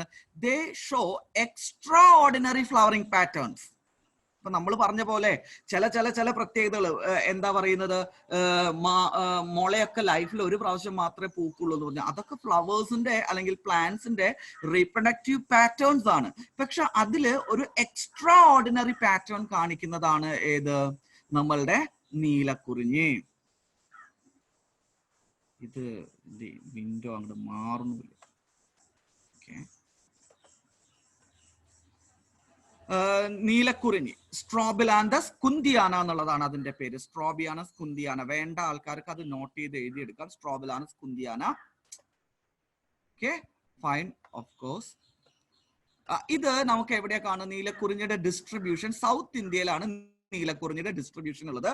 എവിടെയൊക്കെയാണ് അതിന്റെ ഡിസ്ട്രിബ്യൂഷൻ ഉള്ളത്? കേരളത്തിൽ എവിടെയാണെന്ന് നിങ്ങൾക്കറിയാം. മൂന്നാറിലാണ് ഏറ്റവും കൂടുതലുള്ളത് അല്ലെ. മൂന്നാർ, ഇരവികുളം എന്നിനെ തോന്നുന്നത് national park. Eravikulam national park, it is for the Nilgiri Thar കേട്ടോ. നീലഗിരി താറിന് വേണ്ടി ഞാൻ ഫോട്ടോ നിങ്ങൾക്ക് കാണിച്ചു തന്നിട്ടുണ്ട്. നീലഗിരി താറിനെയും അതുപോലെ നീലക്കുറിഞ്ഞിനെയും ഒരുമിച്ച് ഒരു ഫ്രെയിമിന്റെ ഉള്ളിലേക്ക് കൊണ്ടുവന്ന് I have shown to you, കേട്ടോ. അപ്പൊ ഇതിന്റെ ഒരു പർട്ടിക്കുലർ ആയിട്ടുള്ള ഒരു ഫ്ലവറിംഗ് പാറ്റേൺ എന്ന് പറഞ്ഞാൽ അത് നിങ്ങൾക്ക് അറിയാം 12 വർഷത്തിൽ ഒരു പ്രാവശ്യമേ പൂക്കുന്നുള്ളൂ എന്നുള്ളത്, കേട്ടോ. അങ്ങനെ 12 വർഷത്തിൽ ഒരു പ്രാവശ്യം പൂക്കുന്ന ആ ഒരു ഫിനോമിനൻ എന്താണെന്ന് ചോദിച്ചു കഴിഞ്ഞാൽ നമുക്ക് പറയാം ഇറ്റ് ഈസ് ദ മാസ്റ്റിംഗ് എന്ന് നമുക്ക് പറയാൻ പറ്റും. എന്താ മാസ്റ്റിംഗ് എന്ന് പറഞ്ഞു കഴിഞ്ഞിട്ടുണ്ടെങ്കിൽ സിൻക്രണൈസ്ഡ് പ്രൊഡക്ഷൻ ഓഫ് സീഡ്സ് ഗ്രിഗേറിയസ്ലി വൻ തോതില് എന്താണ് അവര് സീഡുകൾ പ്രൊഡ്യൂസ്, ഫ്ലവർ ഉണ്ടാക്കുന്നത് എന്തിനു വേണ്ടിയിട്ടാണ്? സീഡ് ഉണ്ടാക്കാൻ വേണ്ടിയിട്ടാണ്. അപ്പൊ സിൻക്രണൈസ്ഡ് എല്ലാ പ്ലാന്റുകളും, ഇപ്പൊ ആ ഒരു മല മൊത്തം നിങ്ങൾ ഇവിടെ നോക്കി നോക്ക്, കർസർ നിങ്ങൾക്ക് കാണാൻ പറ്റുന്നുണ്ടോ എന്ന് എനിക്ക് അറിഞ്ഞൂടാ, പക്ഷെ ഐ എം ഷോയിങ് ഹിയർ. ആ ഒരു മല മൊത്തം നീലക്കുറിഞ്ഞി, ആ കളർ വ്യത്യാസം നിങ്ങൾക്ക് അറിയാം. അതിന്റെ തൊട്ടപ്പുറത്ത് പച്ച കളറുമാണ്, ഇപ്പുറത്ത് നല്ല വയലറ്റ് പിങ്ക് കളറാണ് ഉള്ളത്. അപ്പോൾ ആ മല മൊത്തം ഒറ്റയടിക്ക് പൂത്ത് അവിടുത്തെ എല്ലാ പ്ലാന്റ്സും ഒരുമിച്ച് സീഡ് ഉണ്ടാക്കുക. നമ്മൾ ബാംബുവിന്റെ കേസിൽ മാസ്റ്റിംഗ് പറഞ്ഞില്ല, കാരണം എൻ്റെ വീട്ടിലെ മുള ചിലപ്പോൾ ഈ കൊല്ലം കട്ടടാം, പക്ഷെ നിങ്ങളുടെ വീട്ടിലെ മുള ചിലപ്പോൾ 10 കൊല്ലം കഴിഞ്ഞിട്ട് പൂക്കാം അല്ലെങ്കിൽ കട്ടടാം, ഇറ്റ് ഡിഫറൻസ്. പക്ഷെ ഇവിടെ അങ്ങനെയല്ല. ഈ സ്ട്രോബിലാന്തസ് കുന്തിയാന എന്ന് പറയുന്ന നീലക്കുറിഞ്ഞി എല്ലാം ഒറ്റയടിക്കാണ് എന്ത് ചെയ്യുന്നത്, അവർ ഫ്ലവർ ചെയ്ത് സീഡ് ഉണ്ടാക്കുന്നത്. And that phenomenon is known as the masting, കേട്ടോ. അത് അവരുടെ ഒരു സർവൈവൽ സ്ട്രാറ്റജിയാണ്. അവർക്ക് അതിജീവനത്തിനുള്ള ഒരു സർവൈവൽ സ്ട്രാറ്റജിയാണ്. എപ്പോഴാണ് ഇത് ഉണ്ടായത്? ഇപ്പൊ 2018 ഒന്ന് കഴിഞ്ഞേ ഉള്ളൂ. ഇത് 2030 വരെ വെയിറ്റ് ചെയ്യണം. അതിൽ മുന്നേ ഉണ്ടായത് 2006 12 വർഷം ഇങ്ങനെ കുറച്ച് പോവാ. And it's distribution is in Kerala, Tamil Nadu and Karnataka, കേട്ടോ. അപ്പൊ ഇതെല്ലാമാണ്. അപ്പൊ ആ ഫിനോമിനന് നമ്മൾ പറയുന്ന പേര് മാസ്റ്റിംഗ് എന്നാണ് അതിന്റെ പേര്, കേട്ടോ. അതെന്താണ് മാസ്റ്റിംഗ് എന്ന് പറഞ്ഞു കഴിഞ്ഞാൽ സിൻക്രണൈസ്ഡ് പ്രൊഡക്ഷൻ ഓഫ് സീഡ്. ആ പ്രദേശത്തുള്ള എല്ലാ ചെടികളും ഒരേ സമയത്ത് തന്നെ ഫ്ലവർ ചെയ്ത് ഒരേ സമയത്ത് തന്നെ സീഡ് ഉണ്ടാക്കി, പിന്നെന്താണ് ഒരേ സമയത്ത് ജെർമിനേറ്റ് ചെയ്ത് കഴിഞ്ഞാൽ അടുത്ത ഫ്ലവർ ഉണ്ടാവാൻ വേണ്ടിയിട്ട് ചിലപ്പോൾ 12 വർഷം. പക്ഷെ ഈ എന്താ പറയുക, സ്ട്രോബിലാന്തസിന്റെ വേറെ സ്പീഷീസ് ഉണ്ട്, കുന്തിയാന അല്ലാത്ത വേറെ സ്പീഷീസുകളിൽ ചിലപ്പോൾ അത് 7 വർഷം കൊണ്ട്. അതിനെ നമ്മൾ കുറിഞ്ഞിപ്പൂ എന്ന് തന്നെ പറയാം, പക്ഷെ നീലക്കുറിഞ്ഞി അല്ല എന്ന് മാത്രം. നീലക്കുറിഞ്ഞി എന്ന് പറയുന്നത് സ്ട്രോബിലാന്തസ് കുന്തിയാന എന്നുള്ളതാണ്. നിങ്ങളുടെ ടെക്സ്റ്റിൽ തന്നിരിക്കുന്ന സ്ട്രോബിലാന്തസിന്റെ സ്പെല്ലിങ് തെറ്റാണ്, കേട്ടോ. ES ആണ് വേണ്ടതെന്നാണ് എൻ്റെ ഓർമ്മ. You are getting? But it is an unusual flowering pattern. Okay, flowering is a method of reproduction in plants. കേട്ടോ. ആ ധാരണ വെച്ചിട്ട് വേണം ഇതെല്ലാം കേൾക്കാൻ വേണ്ടിയിട്ട്. So I am just moving to the next. I hope you all understand. എന്തെങ്കിലും doubt ഉണ്ട്? നമ്മളിപ്പോ പറഞ്ഞത് എന്തിനെ പറ്റിയിട്ടാ സംസാരിച്ചത്? നമ്മൾ പറഞ്ഞ കാര്യം പ്ലാന്റ്സിൽ നിങ്ങൾ റീപ്രൊഡക്റ്റീവ് ഫേസ് സ്റ്റാർട്ട് ചെയ്തില്ലേ എങ്ങനെയാ തിരിച്ചറിയാന്നുള്ളതാണ് ഞാൻ പറഞ്ഞത്, അല്ലെ? അത് ഫ്ലവറിങ് വെച്ച് പറയാമെന്ന് പറഞ്ഞു. അപ്പൊ മെച്ചൂർഡ് ആയോ ഇല്ലയോ എന്നുള്ളത് നമുക്ക് നോക്കാൻ പറ്റും. Okay, Munnar. Okay, fine. Aditya. Okay, അനിമൽസിന്റെ കേസിലേക്ക് നമ്മൾ വരികയാണെന്നുണ്ടെങ്കിൽ നമുക്ക് കണ്ടറിയാം. ഇപ്പൊ ഹ്യൂമൻ ബീയിങ്സിന്റെ കേസ് കണ്ടറിയാം. You are seeing a child, അതുപോലെ ഒരു അഡോളസെന്റ്, അതുപോലെ ഒരു അഡൾട്ടിനെ നിങ്ങൾ അവിടെ കാണുന്നുണ്ട്. The changes you are able to see, right? ഇപ്പൊ ഹ്യൂമൻ ബീയിങ്സിന്റെ എക്സാമ്പിൾ എടുക്കുമ്പോൾ നമുക്കറിയാം, നല്ല താടി, മീശ, അല്ലെ, നല്ല വെൽ മസിൽസ് ഒക്കെ ഡെവലപ്പ് ചെയ്യുന്നു. കുട്ടികളെ പോലെയല്ല. കുട്ടികളെ കാണാൻ എപ്പോഴും കൗതുക. അത് ഏത് ജന്തുവിന്റെ കുട്ടീനെ കാണാനാണെങ്കിലും നല്ല രസമാണ്, അത് ഇൻക്ലൂഡിങ് ഹ്യൂമൻ ബീയിങ്സ്. പക്ഷെ കുറച്ചുകൂടി ഇങ്ങനെ പോകുന്നതോറും മെച്യൂരിറ്റി വരുന്നതോറും മസിൽ പാറ്റേൺ ഒക്കെ മാറും, ഹെയർ പാറ്റേൺ മാറും, പുതിയ ഹെയർസ് ഒക്കെ വരും, അല്ലെ? ബോഡിയിൽ അവിടെ ഇവിടെയൊക്കെ ആയിട്ട് വരും, മുഖത്തൊക്കെ വരും. Fine. So that is the changes. ഇനി ഈ സിഗ്നൽ, ഈ ചേഞ്ച് എങ്ങനെയാണ് ഉണ്ടാകുന്നത്? ജുവനൈലിൽ നിന്ന് റീപ്രൊഡക്റ്റീവ് ഫേസിലേക്ക് മാറുന്നതാണെങ്കിലും, റീപ്രൊഡക്റ്റീവ് ഫേസിൽ നിന്ന് ഏജിങ്ങിലേക്ക് മാറുന്നതാണെങ്കിലും, അല്ലെങ്കിൽ അത് പ്ലാന്റ്സിന്റെ കേസിലാണെങ്കിൽ വെജിറ്റേറ്റീവ് ഫേസിൽ നിന്ന് റീപ്രൊഡക്റ്റീവ് ഫേസിലേക്ക് മാറുന്നതാണെങ്കിലും, റീപ്രൊഡക്റ്റീവ് ഫേസിൽ നിന്ന് പിന്നീട് സെനിസൻസിലേക്ക് പോകുന്നതാണെങ്കിലും, ഇതെല്ലാം ഹോർമോണുകളുടെ കളിയാണ്, ഹോർമോണുകളുടെ interactions. And also with the എൻവിറോൺമെന്റുമായിട്ടുള്ള interactions, influence of the environment, ഇതെല്ലാം വഴിയാണ് ഈ ചേഞ്ചസ് ഒരു ഫേസിൽ നിന്ന് അടുത്ത ഫേസിലേക്കുള്ള ഗ്രാജുവൽ ചേഞ്ച് നടക്കുന്നത്. I hope you understand. Okay, ഹോർമോണുകളാണ് ഇത്. എപ്പോഴാണ് നിങ്ങൾ പഠിക്കുക? ഐ തിങ്ക് കെമിക്കൽ കോർഡിനേഷനിൽ നിങ്ങൾ ഇത് പഠിച്ചിട്ടുണ്ടായിരിക്കും, കേട്ടോ. ഇനി പ്ലാന്റ് ഫിസിയോളജിയിലും നിങ്ങൾ ഹോർമോണുകളെ പറ്റിയിട്ടൊക്കെ പഠിച്ചിട്ടുണ്ടായിരിക്കും ഫ്രൂട്ടിംഗ് ഹോർമോൺ, റൈപ്പനിങ് ഹോർമോൺ എന്നൊക്കെ പറഞ്ഞിട്ട് കുറെ ഓക്സിൻസ് എന്നൊക്കെ പറഞ്ഞ് നിങ്ങൾ കുറെ കാര്യങ്ങൾ നിങ്ങൾ പഠിച്ചിട്ട്, ഇതെല്ലാം ഹോർമോണുകളാണ്. അതൊന്നും നമുക്ക് ഇനി ഡീറ്റെയിൽ ആയിട്ട് പറയേണ്ട കാര്യമില്ല. പക്ഷെ ഈ ചേഞ്ച്, ഗ്രാജുവൽ ചേഞ്ച്, ഓരോ ഫേസിൽ നിന്നും തൊട്ടടുത്ത ഫേസിലേക്കുള്ള ഗ്രാജുവൽ ചേഞ്ചുകൾ നിങ്ങൾക്ക് മനസ്സിലാകുന്നുണ്ടായിരിക്കും. അത് ഹോർമോണുകൾ വഴിയാണ് ഉണ്ടാകുന്നത് ആനിമൽസ് കേട്ടോ. Stark morphological and physiological changes കേട്ടോ, ഇത് ഉണ്ടാകുന്നുണ്ട്. അപ്പോഴാണ് മെച്യൂരിറ്റി, റീപ്രൊഡക്ഷൻ നടക്കണമെങ്കിൽ മെച്യൂരിറ്റി വേണമെന്നാണ് ഞാൻ പറഞ്ഞത് കേട്ടോ. അപ്പൊ ആനിമൽസും ബ്രീഡ് ചെയ്യുന്നുണ്ട്. ഓക്കെ, റീപ്രൊഡക്ഷൻ നമ്മൾ ബ്രീഡിംഗ് എന്ന് നമുക്ക് പറയാം ആനിമൽസിനെ. ഹ്യൂമൻ റീപ്രൊഡക്ഷൻ അല്ലെങ്കിൽ ആനിമൽസിന്റെ കേസിൽ നമ്മൾ റീപ്രൊഡക്ഷൻ എന്നല്ല നമ്മൾ സാധാരണ ഉപയോഗിക്കുന്ന ഒരു വാക്ക് ബ്രീഡിംഗ് എന്നുള്ളതാണ് കേട്ടോ. അപ്പൊ ഈ പ്ലാന്റ്സിനെ പോലെ തന്നെ ആനിമൽസും എന്ത് ചെയ്യാറുണ്ട്, ബ്രീഡിങ് സീസണലി റെസ്ട്രിക്റ്റഡ് എന്തുണ്ട്, ബ്രീഡിംഗ് ഉണ്ട്. സീസണലി റെസ്ട്രിക്റ്റഡ് ബ്രീഡിംഗ് ഉണ്ട്, കണ്ടിന്യൂസ് ബ്രീഡിംഗ് ഉണ്ട്. ഇപ്പൊ എക്സാമ്പിൾ, സീസണൽ ബ്രീഡിംഗ് എന്ന് പറഞ്ഞു കഴിഞ്ഞിട്ടുണ്ടെങ്കിൽ ഒരു പർട്ടിക്കുലർ സീസണിൽ മാത്രം അവരെ ബ്രീഡ് ചെയ്യുക. അതിന്റെ കാരണം എന്ന് പറഞ്ഞു കഴിഞ്ഞാൽ പ്ലാന്റ്സിനെ പോലെയല്ല ആനിമൽസ്, ഒന്നും കൂടിയും ലൈവ്ലി ആണ്, ആക്റ്റീവ് ആണ്. ഇപ്പൊ നമ്മളൊരു ഫോറസ്റ്റ് എക്സാമ്പിൾ ആയിട്ട് എടുക്കുകയാണെന്നുണ്ടെങ്കിൽ അവിടെ ഫുഡ് എത്രമാത്രം, ചില പർട്ടിക്കുലർ സീസണിൽ മാത്രമേ ഫുഡ് ഉണ്ടാവുള്ളൂ. കാരണം വളരെ സിമ്പിൾ ആണ്, മിക്കവാറും പെരിനിയൽ ആയിട്ടുള്ള പ്ലാന്റ്സ് ഒക്കെ സീസണലി ആണ് ഫ്ലവറിങ് ചെയ്യുന്നത്. ഒന്ന് കോറിലേറ്റ് ചെയ്തേ, ആ seasonal flowering, seasonal food production, because plants are the producers. Okay, അവരാണ് ബേസിക് പ്രൊഡ്യൂസേഴ്സ് എന്ന് പറയുന്നത്. Seasonal flowering, seasonal food production, availability of food is restricted to a particular season. Food ഉണ്ടെങ്കിലേ പിന്നെ റീപ്രൊഡക്ഷനെ പറ്റിയിട്ട് ആലോചിക്കേണ്ട കാര്യമുള്ളൂ. Therefore, most of the animals restrict their breeding pattern to a particular season. That is why we call them seasonal breeders. കേട്ടോ, ഫുഡിന്റെ problem ഉള്ള organisms എല്ലാവരും മിക്കവാറും എന്തായിരിക്കും, സീസണൽ ബ്രീഡേഴ്സ് ആയിരിക്കും. ഓക്കെ, അങ്ങനെ സീസണൽ ബ്രീഡേഴ്സിന് എക്സാമ്പിൾ ആണ് വൈൽഡിൽ നമ്മൾ കാണുന്ന എല്ലാ ബേർഡ്സും. അത് വൈൽഡ് ബേർഡ്സ് എന്നാ പറഞ്ഞിരിക്കുന്നത് കേട്ടോ. നമ്മുടെ വീട്ടിൽ നമ്മൾ കോഴീനെ വളർത്തുമ്പോൾ, കോഴി കൊല്ലത്തിലെ എല്ലാ ദിവസവും മുട്ടടുണ്ടല്ലോ, 365 ദിവസത്തിൽ 200 ദിവസം മുട്ടടുണ്ടല്ലോ സാറേയും ചോദിച്ചിട്ട് വരണ്ട. ഞാൻ പറഞ്ഞു വൈൽഡ് ബേർഡ്സിന്റെ പറ്റിയിട്ടാണ് പറയുന്നത്. നമ്മുടെ വീട്ടിലെ ഡൊമസ്റ്റിക്കേറ്റഡ് ബേർഡ്സിന് അല്ലെങ്കിൽ പൗൾട്രി എന്തല്ല അവര് സീസണൽ ബ്രീഡേഴ്സ് അല്ല, കണ്ടിന്യൂസ് ബ്രീഡേഴ്സ് ആണ്. Because we have manipulated their behaviour.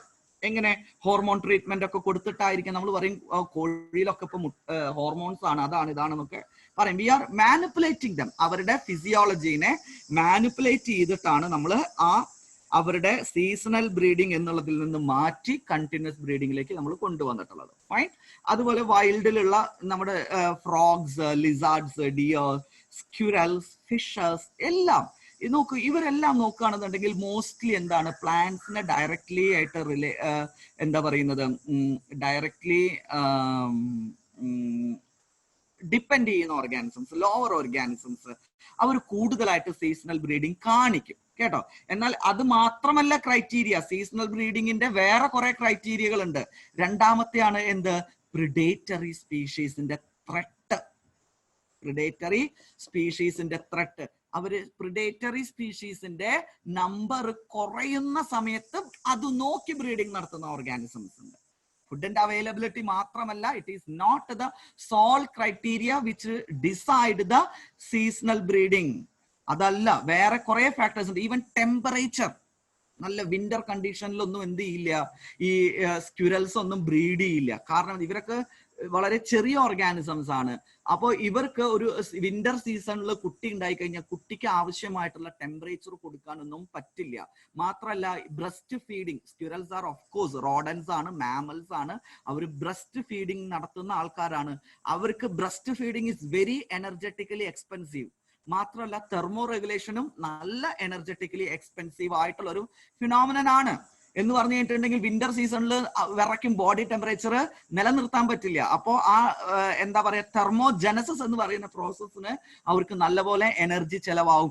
അതിന്റെ കൂട്ടത്തില് ഈ മുലയൂട്ടാൻ വേണ്ടിയിട്ടുള്ള എനർജി എക്സ്പെൻഡിച്ചറും കൂടി അവർക്ക് കൊണ്ട് നടത്താൻ പറ്റില്ല. അതുകൊണ്ട് അവർ വിന്ററിൽ എന്ത് ചെയ്യില്ല, അവർ റീപ്രൊഡ്യൂസ് ചെയ്യില്ല. ടെമ്പറേച്ചറിന്റെ ഇഫക്റ്റ് ഓൺ റീപ്രൊഡക്ഷൻ, അതാണ് ഞാൻ പറഞ്ഞത്. അപ്പൊ ടെമ്പറേച്ചർ എഫക്ട് ചെയ്യും.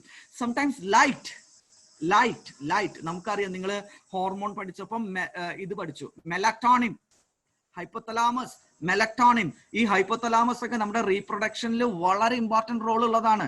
ഇപ്പൊ മെലറ്റോണിൻ ഹാസ് ഗോട്ട് എന്താ പറയാ several important role on the ovaries and testicles. മെലറ്റോണിന് നല്ല റോൾ ഉണ്ട് because it is the time keeping hormone of our body. Melatonin അല്ലെങ്കിൽ 5-ഹൈഡ്രോക്സി ട്രിപ്റ്റോഫാൻ സെറട്ടോണിൻ എന്ന് പറയുന്ന അല്ലെങ്കിൽ മെലറ്റോണിൻ എന്ന് പറയുന്ന ഹോർമോൺ എന്താണ് നമ്മളുടെ ബോഡിയിൽ ടൈം കീപ്പിങ്ങിന് മാത്രമല്ല നമ്മുടെ ഓവറിയുടെ ഡെവലപ്മെന്റിനും അതുപോലെ ടെസ്റ്റിക്കിളുടെ ഡെവലപ്മെന്റിനൊക്കെ മെലറ്റോണിന് റോൾ ഉണ്ട് എന്നുള്ളതാണ് ലേറ്റസ്റ്റ് സ്റ്റഡീസ് പറയുന്നത്. എനിക്ക് വളരെ കൃത്യമായിട്ട് പറയാൻ പറ്റും, കാരണം ഞാൻ വരുന്നത് അത്തരം ഒരു ലാബറട്ടറിയിൽ നിന്നാണ്. അത്തരം ലാബറട്ടറിയിലാണ് ഞാൻ പഠിച്ചതൊക്കെ PhD ചെയ്യാൻ വേണ്ടിയിട്ട്. My laboratory is a chronobiology laboratory, കേട്ടോ. അപ്പോൾ അത് റോൾ ഉണ്ട് എന്നാണ് പറയുന്നത്. അപ്പോൾ ഈ ലൈറ്റിന്റെ duration also has got A roll on reproduction. Temperature has got a role on reproduction. Predator pressure has got a role on reproduction. അതുപോലെ availability of food, it has also got a role on reproduction.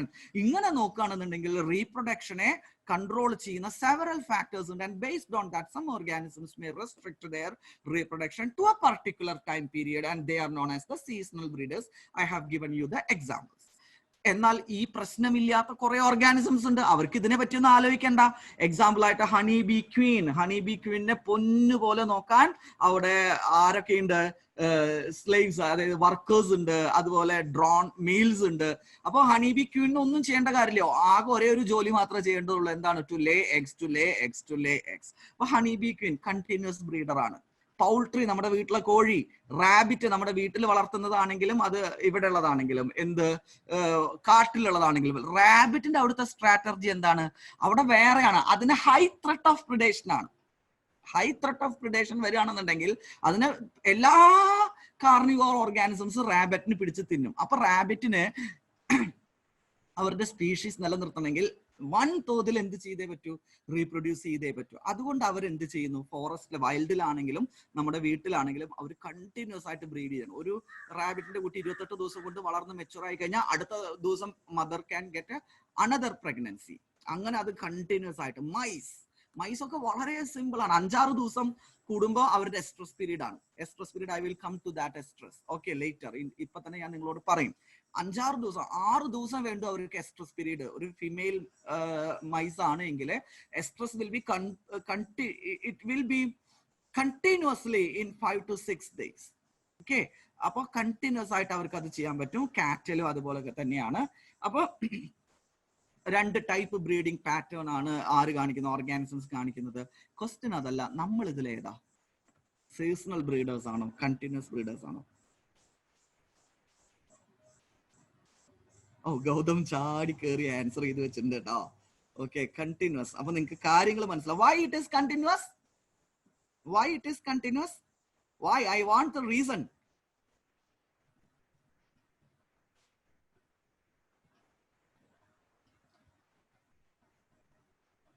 എന്തുകൊണ്ടാ continuous എന്ന് പറയാ? മിണ്ടണില്ല, ചുപ്പ് പോകെ.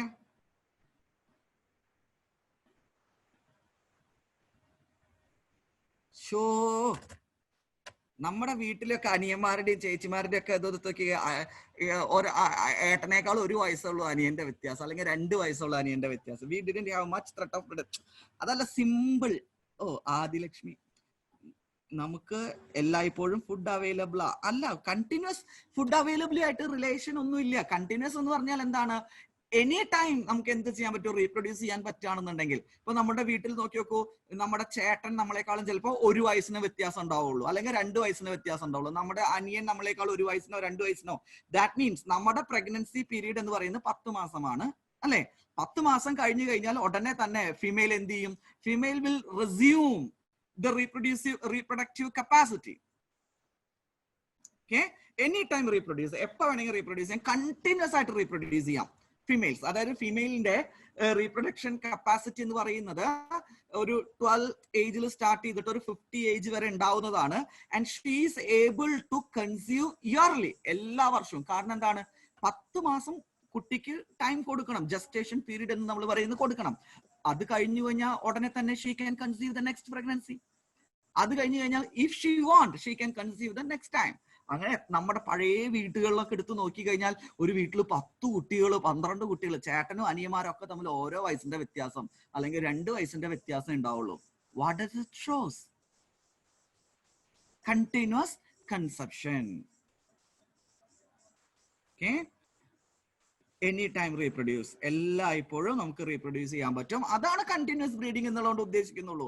അതിന്റെ deciding factors ആണ് ഞാൻ നിങ്ങളോട് നേരത്തെ പറഞ്ഞത്. കേട്ടോ, നമുക്ക് അങ്ങനെ വലിയ പ്രശ്നങ്ങളൊന്നുമില്ല. നമുക്ക് ത്രെട്ട് ഉണ്ട്, ത്രെട്ട് ഇല്ല എന്നൊന്നുമല്ല. പണ്ട് കാലത്തൊക്കെ നമ്മളും കാട്ടിലല്ലേ, ഇപ്പോഴല്ലേ നാട്ടിലേക്കൊക്കെ വന്നുള്ളൂ. നമ്മളെ പോലെ തന്നെയാണ് നമ്മളെ ക്ലോസ് റിലേറ്റീവ്സ് ആയിട്ടുള്ള എയ്പ്സ് ഒക്കെ. കേട്ടോ, പക്ഷെ നമ്മൾ കണ്ടിന്യൂസ് ബ്രീഡേഴ്സിൽ പെട്ടിട്ടുള്ള ആൾക്കാരാണ്. I hope you understand it. മനസ്സിലാവുന്നുണ്ടോ? കണ്ടിന്യൂസ് ആയിട്ട് റീപ്രൊഡ്യൂസ് ചെയ്യാൻ പറ്റുന്ന ആൾക്കാർ കണ്ടിന്യൂസ് ബ്രീഡേഴ്സ്.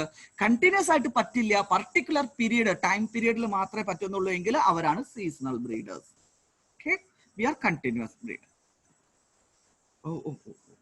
ഓ ഒരു മിനിറ്റേ, ഞാൻ ബാറ്ററി ഒന്ന് ചാർജ് ചെയ്തിട്ട്. പെട്ടെന്ന്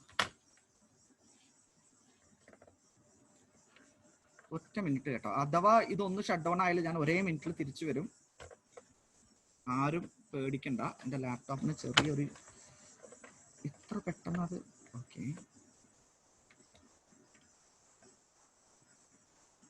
ഓക്കെ ഫൈൻ. ചാർജ് ഇട്ടിട്ടുണ്ട്. എൻ്റെ ബാറ്ററിയുടെ ലാപ്ടോപ്പിന്റെ ചാർജറിന് ചെറിയൊരു പ്രോബ്ലം ഉണ്ട്, അതുകൊണ്ടാണ് കേട്ടോ. No issues. ഇപ്പോൾ as of now there is no issues. Fine. അപ്പൊ നമ്മൾ പറഞ്ഞു, അപ്പൊ ഈ കണ്ടിന്യൂസ് ബ്രീഡേഴ്സ് ഉണ്ട്, സൈക്ലിക് ആയിട്ട് സൈക്ലിക് അല്ലെങ്കിൽ സീസണലി അവർക്ക് കാണിക്കാൻ പറ്റുന്ന ഇതുണ്ട് എന്ന് പറഞ്ഞു അല്ലെ.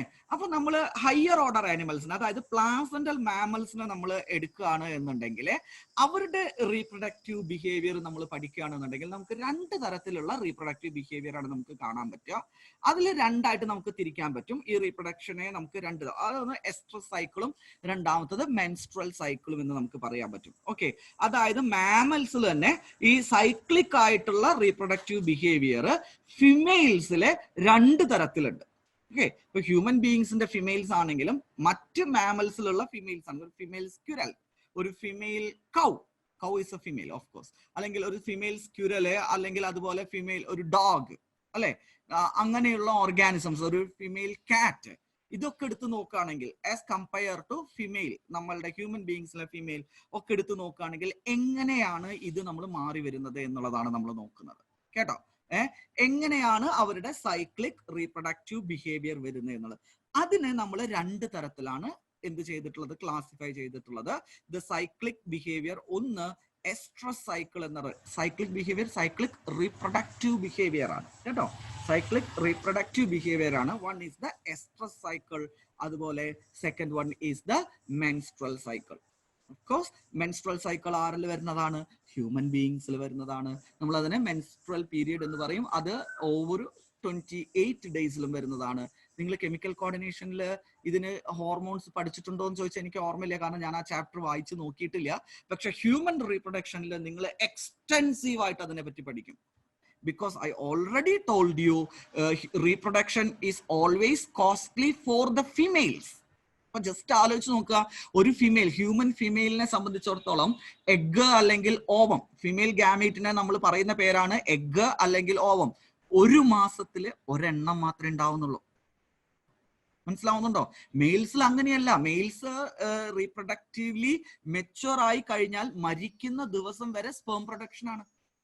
അതാണ് 90 വയസ്സായിട്ടുള്ള ഒരു ആൾക്ക് വേണമെങ്കിൽ ഒരു 20 വയസ്സായിട്ടുള്ള പെൺകുട്ടീനെ കല്യാണം കഴിച്ചാലും കുട്ടി ഉണ്ടാവും. പക്ഷെ ഒരു 70 ഇയേഴ്സ് ഓൾഡ് ആയിട്ടുള്ള ലേഡി ഒരു 20 ഇയർ ഓൾഡ് മെയിലിനെ കല്യാണം കഴിച്ചു കഴിഞ്ഞാൽ ഷീ കനോട്ട് കൺസീവ്. കാരണം അവർക്ക് റീപ്രൊഡക്ഷനിൽ റെസ്ട്രിക്ഷൻസ് ഉണ്ട്. അത് കോസ്റ്റ്ലി ആണ്. എഗ് ഉണ്ടാവുന്നത് മന്ത്ലി 1 പ്രാവശ്യം മാത്രമാണ്. അതാണ് ആ സൈക്ലിക് ഇവന്റിനെ നമ്മൾ പറയുന്നതാണ് മെൻസ്ട്രൽ സൈക്കിൾ എന്നുള്ളത്. I hope you know. എല്ലാവർക്കും ഇത് അറിയാന്നുള്ളത് എനിക്ക് നന്നായിട്ട് അറിയാം. Okay, next. എന്നാൽ മറ്റു മാമൽസിന്റെ കേസിൽ അങ്ങനെയല്ല. ഇപ്പൊ ഹ്യൂമൻ ബീയിങ്സിന്റെ കേസ് പറയുമ്പോൾ ഹ്യൂമൻ ബീയിങ്സിനെ പോലെ തന്നെയാണ് നമ്മളുടെ ക്ലോസസ്റ്റ് റിലേറ്റീവ്സും കേട്ടോ. ഒറാങ്ങുട്ടൻ ആണെങ്കിലും, ഗിബ്ബൺ ആണെങ്കിലും, ഗൊറില്ല ആണെങ്കിലും, ചിമ്പാൻസി ആണെങ്കിലും അവർക്കും ഉള്ളത് മെൻസ്ട്രൽ പീരീഡ് ആണ്. മെൻസ്ട്രൽ പീരീഡിന്റെ പ്രത്യേകത എന്താന്ന് വെച്ച് കഴിഞ്ഞിട്ടുണ്ടെങ്കിൽ there will be a vaginal blood discharge, ബ്ലഡിന്റെ ഡിസ്ചാർജ് ഉണ്ടായിരിക്കും. അതാണ് മെൻസ്ട്രൽ സൈക്കിളിന്റെ നമുക്ക് വിഷ്വൽ ഐഡന്റിഫിക്കേഷൻ. മെൻസ്ട്രൽ സൈക്കിളിൽ കൂടെ കടന്നു പോവുകയാണോ അല്ലയോ എന്നുള്ളത് ഒരു ഒറാങ്ങുട്ടനെ കണ്ടു കഴിഞ്ഞാൽ നമുക്ക് പറയാൻ പറ്റും, because it will be bleeding കേട്ടോ. പക്ഷെ അതുപോലെയല്ല മറ്റു ഓർഗാനിസംസ്. നമ്മുടെ വീട്ടിലെ നായയാണെങ്കിലോ നമ്മുടെ വീട്ടിലെ പശു ആണെങ്കിലോ ഒന്നും അവർക്ക് ബ്ലീഡിങ് ഉണ്ടാവണമെന്ന് നിർബന്ധമില്ല. അവരുടെ റീപ്രൊഡക്റ്റീവ് സൈക്കിളിനെ നമ്മൾ എസ്ട്രസ് സൈക്കിൾ എന്നാണ് പറയുക. എസ്ട്രസ് സൈക്കിൾ പല രീതിയിൽ നമ്മൾ എഴുതാം. ചില ആൾക്കാർ ഓ ചേർക്കാറില്ല മുന്നേ, ചില ആൾക്കാർ ഓ ചേർക്കാറുണ്ട് കേട്ടോ.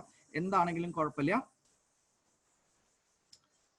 എന്താ അരവിന്ദ് സുരേഷ് ചോദിച്ച, പ്രഗ്നന്റ് ആയാലും എല്ലാ മന്തിലും എഗ് ഉണ്ടാവും? നിനക്ക് ഹ്യൂമൻ റീപ്രൊഡക്ഷനിൽ പഠിപ്പിച്ചു തരും പ്രവീൺ സാറാണ് ഹ്യൂമൻ റീപ്രൊഡക്ഷൻ എടുക്കുന്നത്. അതായത് വൺസ് പ്രഗ്നൻസി ഈസ് എസ്റ്റാബ്ലിഷ്ഡ്, ഒരു പ്രാവശ്യം പ്രഗ്നന്റ് ആയി കഴിഞ്ഞു കഴിഞ്ഞാൽ ദെൻ ഓവറിയുടെ പ്രവർത്തനം എന്താണ്, സസ്പെൻഡ് ചെയ്യപ്പെടും. പിന്നെ ഓവുലേഷൻ ഉണ്ടാവില്ല. ഓവുലേഷൻ ഉണ്ടായി കഴിഞ്ഞിട്ടുണ്ടെങ്കിൽ എന്താണ്, അത് കൺസീവ് ആയില്ല എന്നുണ്ടെങ്കിൽ അത് ഡിസ്ചാർജ് ചെയ്ത് പോകണം അല്ലെ. അപ്പോൾ ഒരു പ്രാവശ്യം പ്രഗ്നൻസി എസ്റ്റാബ്ലിഷ് ആയി കഴിഞ്ഞു കഴിഞ്ഞാൽ, കൺസീവ് ചെയ്ത് കഴിഞ്ഞാൽ, മദർ കൺസീവ് ആയി കഴിഞ്ഞാൽ പിന്നെ ആ പ്രഗ്നൻസി ടെർമിനേറ്റ് ആകുന്നത് വരെ, അതൊന്നുമില്ലെങ്കിൽ എന്താണ്, നോർമൽ ഡെലിവറി വഴി ടെർമിനേറ്റ് ആകാം, അല്ലെങ്കിൽ അബോർഷൻ ആയിട്ട് പോവാം. ഏത് രീതിയിലാണെങ്കിലും പ്രഗ്നൻസി ടെർമിനേറ്റ് ആകുന്നത് വരെ ഓവം സെക്രീറ്റ് ചെയ്യപ്പെടില്ല കേട്ടോ. ഓവറിയുടെ ആക്ടിവിറ്റീസ് സപ്രസ് ചെയ്യപ്പെടുക ചെയ്യുന്നത്. അത് നിങ്ങൾ ഹ്യൂമൻ റീപ്രൊഡക്ഷനിൽ പഠിക്കും. Coming back to the estrus cycle. Estrus cycle എന്താണ്, നോൺ പ്രൈമേറ്റ് ആയിട്ടുള്ള പ്ലാസന്റൽ മാമൽസിൽ കാണുന്ന സൈക്കിളാണ്. കാരണം നമ്മൾ പ്ലാസന്റൽ മാമൽസ് എന്നൊക്കെ പറയുന്നത്, കാരണം egg laying mammals are also there. അവർക്ക് ഈ പ്രോബ്ലം ഒന്നും ഇല്ല. അവർക്ക് വൂമ്പില്ല, അതിൽ എൻഡോമെട്രി ഇല്ല, അങ്ങനത്തെ യാതൊരു കാര്യങ്ങളും ഇല്ലാത്ത കാരണം there is a problem. ഒരു മിനിറ്റ് കേട്ടോ, ഞാൻ ചാർജിന്റെ പ്രോബ്ലം ഉണ്ട്.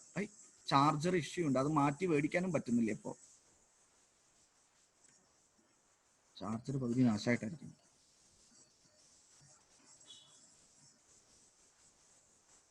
ഇപ്പൊ ഞാൻ 3 മാസം മുമ്പ് ഡ്യൂപ്ലിക്കേറ്റ് ആക്കുന്നുള്ളൂ തോഷിബിള്. ഓക്കെ, വെക്കുന്നില്ല. Okay, I hope fine. പെട്ടെന്ന് നമ്മുടെ ക്ലാസ് തീർത്തു പോകും, അതായിരിക്കും ബെസ്റ്റ്. കാരണം എഗ് ലേയിങ് മോണോട്രീംസ് എന്നൊക്കെ നമ്മൾ പറയുന്ന എന്താ പറയുന്നത്, പ്ലാറ്റിപ്പസ് അല്ലെ, അതുപോലെ കങ്കാരൂസ്, അവർക്കൊന്നും ഈ പ്രോബ്ലം നമുക്ക് കാണാനില്ല. ലോവർ ഓർഗാനിസംസിനൊന്നും പ്രശ്നമില്ല. പ്ലാസന്റൽ ആയിട്ടുള്ള നോൺ പ്രൈമേറ്റ് ആയിട്ടുള്ള മാമൽസിലാണ് നമ്മൾ എസ്ട്രസ് സൈക്കിൾ നമ്മൾ പറയുന്നത്. ആ എസ്ട്രസ് സൈക്കിള് തന്നെ ഈ പറഞ്ഞ പോലെ എന്താണ്, മോണോ എസ്ട്രസ്, ഡൈ എസ്ട്രസ് എന്നുള്ളതിനെ ബൈ എസ്ട്രസ് എന്ന് കൂടി പേര് പറയാറുണ്ട്. ഞാൻ ഡയസ്ട്രസ് എന്ന് പഠിച്ചിട്ടുള്ള കാരണം എന്റെ നാവില് ഡയസ്ട്രസ് വരുന്ന കാരണം ഞാൻ ഡയസ്ട്രസ് ഇട്ടതാണ്. ബൈ എസ്ട്രസ് എന്ന് കൂടി പറയാറുണ്ട്. അതിന്റെ കാരണം ഞാൻ അടുത്ത സ്ലൈഡിൽ കാണിച്ചു തരാം കേട്ടോ. അപ്പൊ മോണോ എസ്ട്രസ്, ഡൈ എസ്ട്രസ്, പോളി എസ്ട്രസ് വളരെ സിമ്പിൾ ആണ്. എന്താണ്, ഒരു ഇയറിൽ അവർ ഒരു പ്രാവശ്യം മാത്രമേ എസ്ട്രസ് സൈക്കിളിലൂടെ കടന്നു പോകുന്നുള്ളൂ എങ്കിൽ അവരാണ് മോണോ എസ്ട്രസ്. ഒരു ഇയറിൽ, ലൈഫിലല്ല, ഒരു ഇയറിൽ ലൈഫിലല്ല, ഒരു ഇയറിൽ, ശ്രദ്ധിക്കുക, ഒരു ഇയറിൽ കേട്ടോ, ഒരു പ്രാവശ്യം മാത്രമാണ് അവര് എസ്ട്രസ് പീരീഡ് കൂടെ കടന്നു പോകുന്നുള്ളൂ എങ്കിലേ അവരെന്താണ്, മോണോ എസ്ട്രസ്. കാരണം ഫോക്സ് ഒക്കെ 5, 6, 7 കൊല്ലൊക്കെ കാട്ടിൽ ജീവിക്കും. അതിലും കൂടുതൽ ഉണ്ടോ എന്ന് എനിക്ക് അറിഞ്ഞൂടാ. പക്ഷെ അപ്പൊ അവര് സെക്ഷൽ മെച്യൂരിറ്റി അറ്റൈൻ ചെയ്ത് കഴിഞ്ഞാൽ, സെക്ഷൽ മെച്യൂരിറ്റി അറ്റൈൻ ചെയ്താലത്തെ കാര്യം പറയുന്നത് കേട്ടോ, അവർ ഓരോ വർഷവും എസ്ട്രസ് പീരീഡ് കാണിച്ചുകൊണ്ടിരിക്കും, എസ്ട്രസ് കൂടെ കടന്നു പോയിക്കൊണ്ടിരിക്കും. എസ്ട്രസിനെ നമ്മൾ കോമൺ ഇംഗ്ലീഷിൽ ഹീറ്റ് എന്നാണ് പറയാ. Heat period. ഇപ്പൊ ഡോഗിനാണെങ്കിലും ഹീറ്റ് പീരീഡ് കൂടെ നമ്മൾ ഡോഗിനെയൊക്കെ വളർത്തുന്ന ആൾക്കാർക്ക് അറിയാൻ പറ്റും. കാറ്റിൽസിനാണെങ്കിലും നമ്മൾ ഹീറ്റ് പീരീഡ്, കാറ്റിൽ ഹീറ്റായി എന്ന് പറയാം. നായ ഹീറ്റിലാണ് അല്ലെങ്കിൽ പശു ഹീറ്റിലാണ് എന്നൊക്കെയാണ് നമ്മൾ സാധാരണ പറയാറ് കേട്ടോ. അതിനെയാണ് നമ്മൾ എസ്ട്രസ് എന്ന് നമ്മൾ പറയാറ്. Okay, I hope you understand. Okay, അപ്പൊ വർഷത്തിൽ ഒരു പ്രാവശ്യമാണെങ്കിൽ മോണോ എസ്ട്രസ്, വർഷത്തിൽ 2 പ്രാവശ്യമാണെങ്കിൽ ഡൈ എസ്ട്രസ്, പോളിയെസ്ട്രസ് ആണെങ്കിലോ പലവട്ടം. ഞാൻ ഇപ്പൊ നോക്ക് എക്സാമ്പിൾ പറഞ്ഞു, നേരത്തെ പറഞ്ഞ മൈസിന്റെ എക്സാമ്പിൾ തന്നെയാ പറഞ്ഞത്. ഓരോ 5 ദിവസം കൂടുമ്പോഴും എന്താണ്, അവർക്ക് എസ്ട്രസ് പീരീഡ് വന്നുകൊണ്ടേയിരിക്കും. You are getting. അപ്പൊ ഇതാണ് പോളി എസ്ട്രസ് എന്ന് പറയുന്നത്, ഡൈഎസ്ട്രസ് എന്ന് പറയുന്നത്. അപ്പൊ when compare to the menstrual and estrus cycle, എന്താണ് അതിന്റെ കമ്പാരിസൺ വരുന്നത് എന്നുള്ളത് കേട്ടോ. ഈ മെൻസ്ട്രുവൽ പീരീഡിനെ പറ്റിയിട്ടൊക്കെ നമ്മുടെ ടെക്സ്റ്റിൽ പറഞ്ഞിട്ടുണ്ട്, അതുകൊണ്ട് ഞാൻ ജസ്റ്റ് ഒന്ന് ഇലാബറേറ്റ് ചെയ്യുന്നത് മാത്രമേ ഉള്ളൂ.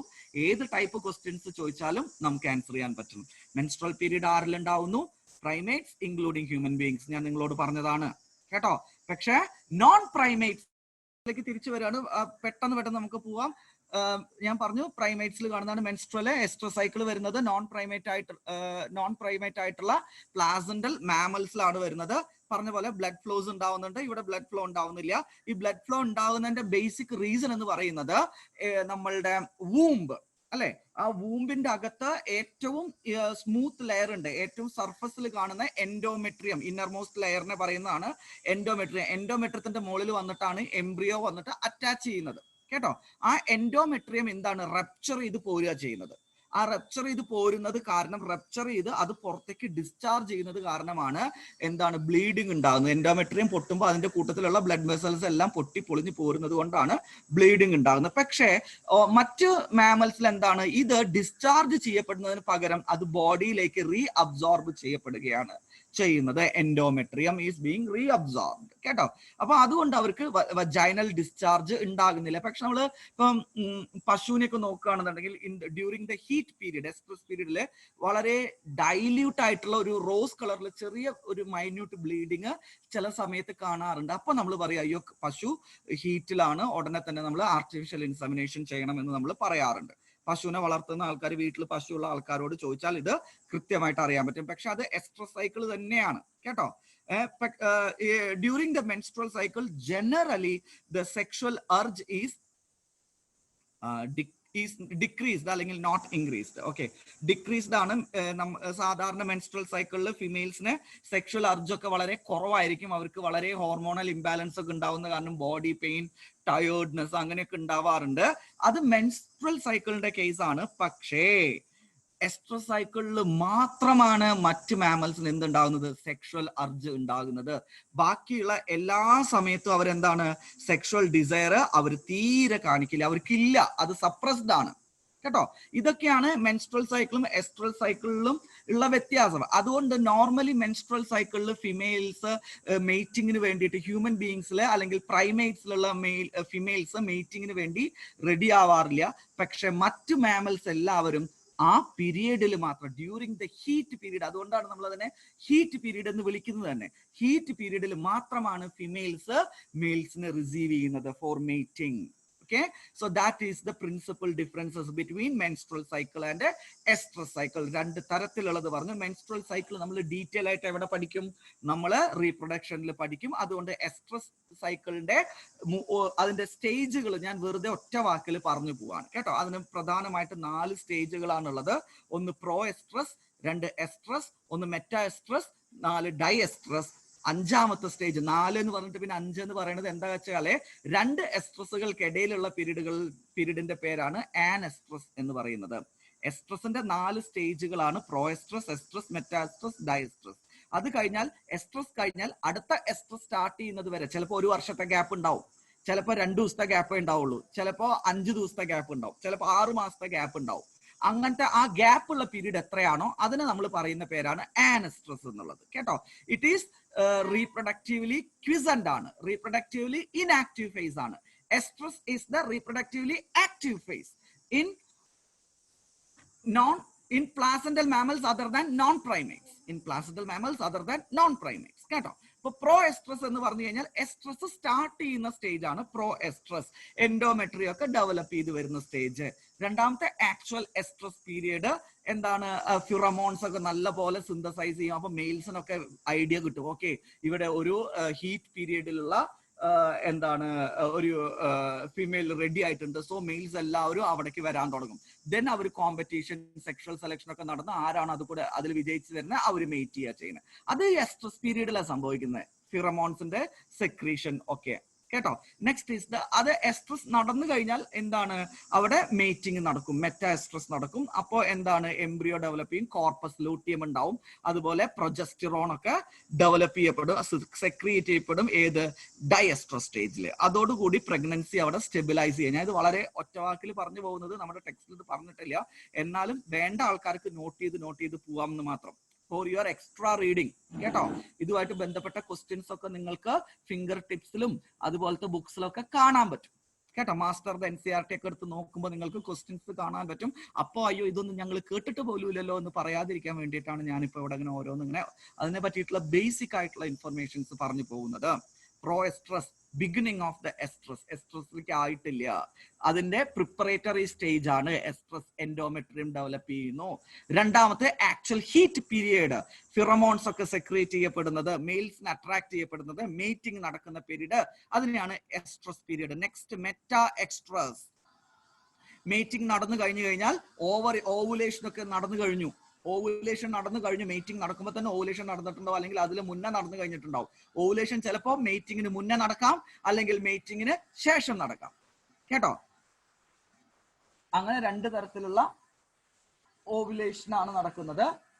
മീറ്റിംഗിന് മുന്നേ നടക്കുന്നതുകൊണ്ട് മീറ്റിംഗിന് ശേഷം നടക്കുന്നത്. എന്തായാലും ഓവുലേഷൻ നടന്നു കഴിഞ്ഞിട്ടുണ്ടെങ്കിൽ ആ ഫോളിക്കിള് കോപ്പസ് ലൂട്ടിയമായിട്ട് മാറിക്കഴിയും. കോപ്പസ് ലൂട്ടിയമായി മാറിക്കഴിഞ്ഞു കഴിഞ്ഞാൽ ഡയസ്ട്രസ് സ്റ്റേജിൽ അത് പ്രൊജസ്ട്രോൺ സെക്രീറ്റ് ചെയ്യും. പ്രൊജസ്ട്രോൺ സെക്രീറ്റ് ചെയ്ത് കഴിഞ്ഞു കഴിഞ്ഞാൽ പ്രഗ്നൻസി അവിടെ മെയിൻറ്റെയിൻ ചെയ്യപ്പെടും. പ്രഗ്നൻസി മെയിൻറ്റെയിൻ ചെയ്താലും ചെയ്തില്ലെങ്കിലും നെക്സ്റ്റ് അവർ അനസ്ട്രസ് സ്റ്റേജിലാണ് അവർ പോകുന്നത് കേട്ടോ. Reproductively quiescent, reproductively inactive, prolonged stage, depending upon the type of estrus കേട്ടോ. പോളിയെസ്ട്രസ് ഒക്കെ ആണെങ്കിൽ പ്രൊലോങ്ഡ് എന്നൊന്നും എഴുതാൻ പറ്റില്ല, വെരി ഫ്രീക്വന്റ് ആണ് അല്ലെ. പോളിയെസ്ട്രസ് ആണെങ്കിൽ പ്രൊലോങ്ഡ് എന്ന് എഴുതാൻ പറ്റില്ല. ഞാൻ അവിടെ പോളിയെസ്ട്രസ് അല്ലാത്ത കേസിലാണ്, ഇപ്പോ ഇയർലി വൺസ് അല്ലെങ്കിൽ ഇയർലി ട്വൈസ് ഒക്കെ ആകുമ്പോഴാണ് അത് ഉള്ളത് കേട്ടോ. അപ്പൊ അതാണ് ഞാൻ അവിടെ ഉദ്ദേശിച്ചിട്ടുള്ളത്. Fine. Next is the events in sexual reproduction. നമ്മൾ സെക്ഷൽ റീപ്രൊഡക്ഷനിലെ ഇവന്റിലേക്ക് നേരിട്ട് കടക്കുകയാണ് കേട്ടോ. എന്തൊക്കെയാണ് സെക്ഷൽ റീപ്രൊഡക്ഷൻ? നമുക്കറിയാം എന്താണ്. ഫോർമേഷൻ ഓഫ് ഗാമീറ്റ്സ്, അതിന്റെ ഫ്യൂഷൻ, അത് കഴിഞ്ഞ് കഴിഞ്ഞാൽ സൈഗോട്ട്, അത് കഴിഞ്ഞാൽ എംബ്രിയോജെനസിസ്. ഇതെല്ലാമാണ് മേജർ ഇവന്റുകൾ. ഇതൊക്കെ നമ്മൾ പറഞ്ഞിട്ടുള്ളതാണ്. Sexual reproduction is characterized by the fusion, formation. അതിന് മുമ്പ് ഫ്യൂഷനേക്കാളും മുമ്പ് ഫോർമേഷൻ ഉണ്ട്, അത് അവിടെ എഴുതാൻ വിട്ടുപോയതാണ്.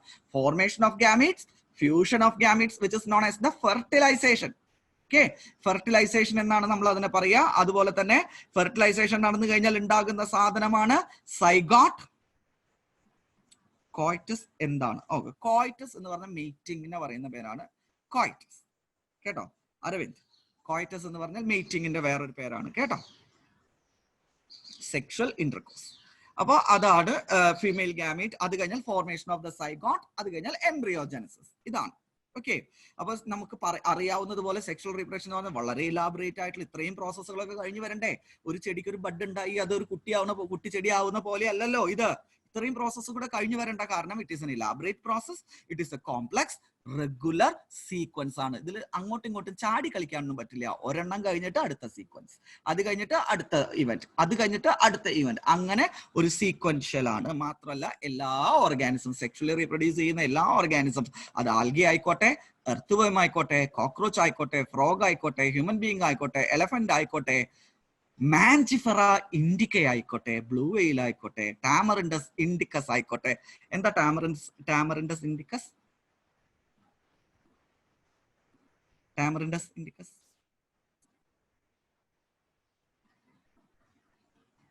ഞാൻ പറയണത് നിങ്ങൾ കേൾക്കണില്ലേ?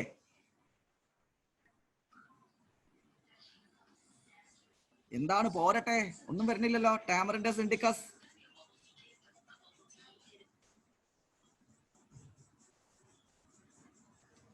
ഒരു റെസ്പോൺസില്ല, അങ്ങോട്ട് കേൾക്കാലേ. ടാമറിൻഡ്, അതെ ടാമറിൻഡ്, പുളി, അതെ പുളിയാണ്. പ്രൈവറ്റ് ആയിട്ട് പറഞ്ഞാണ് കേട്ടോ, പേര് വിളിക്കുന്നില്ല. ഓക്കെ, പുളി, നമ്മുടെ സ്വന്തം പുളി, ടാമറിസ് ഇൻഡിക്കസ്. ഓക്കെ ആയിക്കോട്ടെ, സെക്ഷലി റീപ്രൊഡ്യൂസിംഗ് ആണ് അല്ലെ. പ്ലാന്റ്സ് ആയിക്കോട്ടെ, അനിമൽസ് ആയിക്കോട്ടെ, നമുക്ക് ഈ സെക്ഷൽ റീപ്രൊഡക്ഷൻ എന്നൊക്കെ പറയുമ്പോൾ ഓട്ടോമാറ്റിക്കലി മനസ്സിലേക്ക് വരുന്നത് അനിമൽസ് ആണ് അല്ലെ. എനിക്ക് അങ്ങനെയാണ്, ഞാൻ സുവോളജി പഠിച്ചതായതുകൊണ്ടാണ് എന്താണെന്ന് അറിയില്ല, കൂടുതലായിട്ട് അതാ വരുന്നത്. പക്ഷെ ഹയർ പ്ലാന്റ്സ് അടക്കം സെക്ഷൽ റീപ്രൊഡക്ഷൻ ആണ് ചെയ്യുന്നത് കേട്ടോ.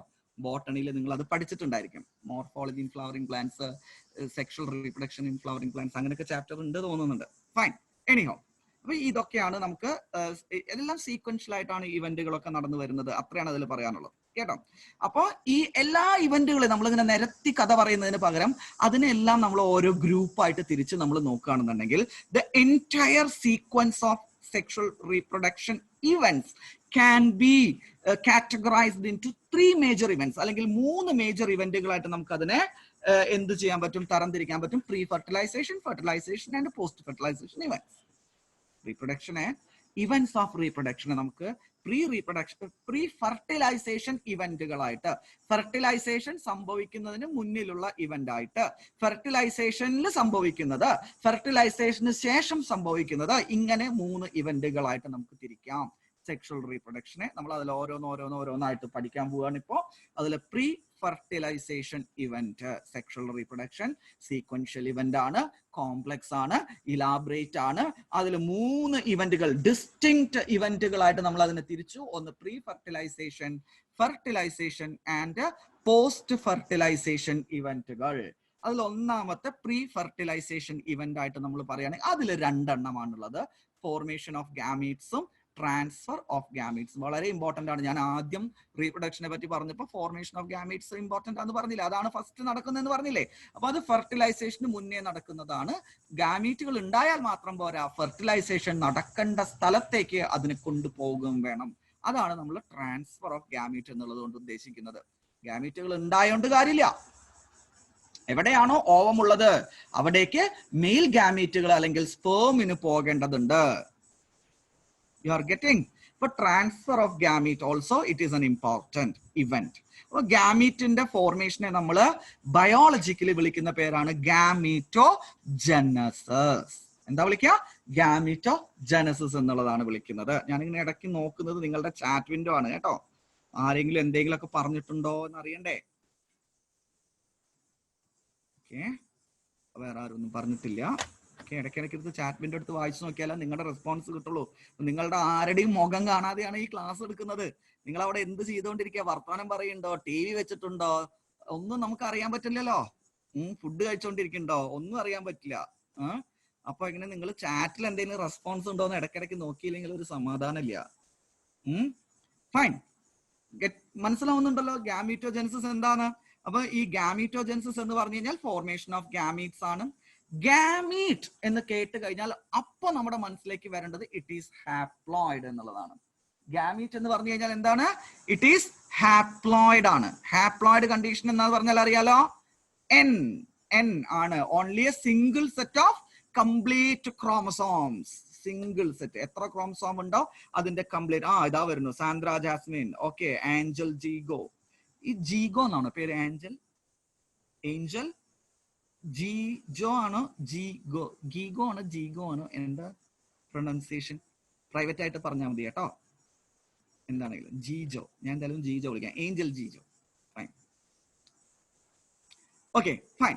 Gamete it is haploid. അത് മെയിൽ ഗാമീറ്റ് ആയിക്കോട്ടെ ഫീമെയിൽ ആയിക്കോട്ടെ, ഏതിന്റെ ഗാമീറ്റ് ആണോ അത് എന്താണ്? ഹാപ്ലോയിഡ് ആണ്. ഒരിക്കലും മറക്കരുത്. അതുകൊണ്ടാണ് ഞാൻ പറഞ്ഞത് it is essentially haploid cells എന്നാണ്. അതൊക്കെ കേൾക്കാൻ ഒരു രസമല്ലേ ആ വാക്കൊക്കെ? എസെൻഷ്യലി എന്നൊക്കെ പറയുമ്പോൾ they are essentially haploid cells. അങ്ങനെയൊക്കെ പറയുമ്പോൾ ഒരു മനസ്സിന് ഒരു സുഖമാണ് ഇങ്ങനെയൊക്കെ കേൾക്കുമ്പോൾ. Gametes R essentially haploid cells ആണ്. അവർക്ക് ഹാപ്ലോയിഡേ ആവാൻ പറ്റുള്ളൂ. ഗാമീറ്റ്സിന് ഒരിക്കലും ഹാപ്ലോയിഡ് ആവാൻ പറ്റില്ല. പക്ഷെ body can be haploid and diploid. Body can be haploid. ഗാമീറ്റിനെ ഉണ്ടാക്കുന്ന ബോഡി എന്താണോ അത് ഹാപ്ലോയിഡോ ഡിപ്ലോയിഡോ ആവാൻ പറ്റും. എക്സാമ്പിൾ പറഞ്ഞേ, എക്സാമ്പിൾ പറയാം നോക്കട്ടെ. മിടുക്കന്മാരും മിടുക്കികളും ആരാണ്?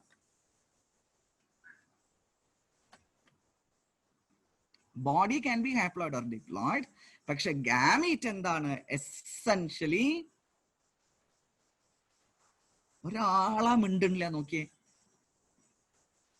Bryophytes are haploid. ആൽഗയിലെ ഹാപ്ലോയിഡ് ലൈഫ് സൈക്കിൾ തന്നെ പഠിക്കാനുണ്ട്. നമ്മൾ പഠിച്ചതാണ് കേട്ടോ. ബ്രയോഫൈറ്റ്സ് ഹാപ്ലോയിഡ് ഉണ്ടാവുന്നുണ്ട് ബോഡിയിൽ. അവർക്ക് അങ്ങനെ ഓൾട്ടർനേഷൻ ഓഫ് ജനറേഷൻ എന്നൊക്കെ പേരിൽ ഓമന പേരിട്ട് നമ്മൾ വിളിച്ചോ?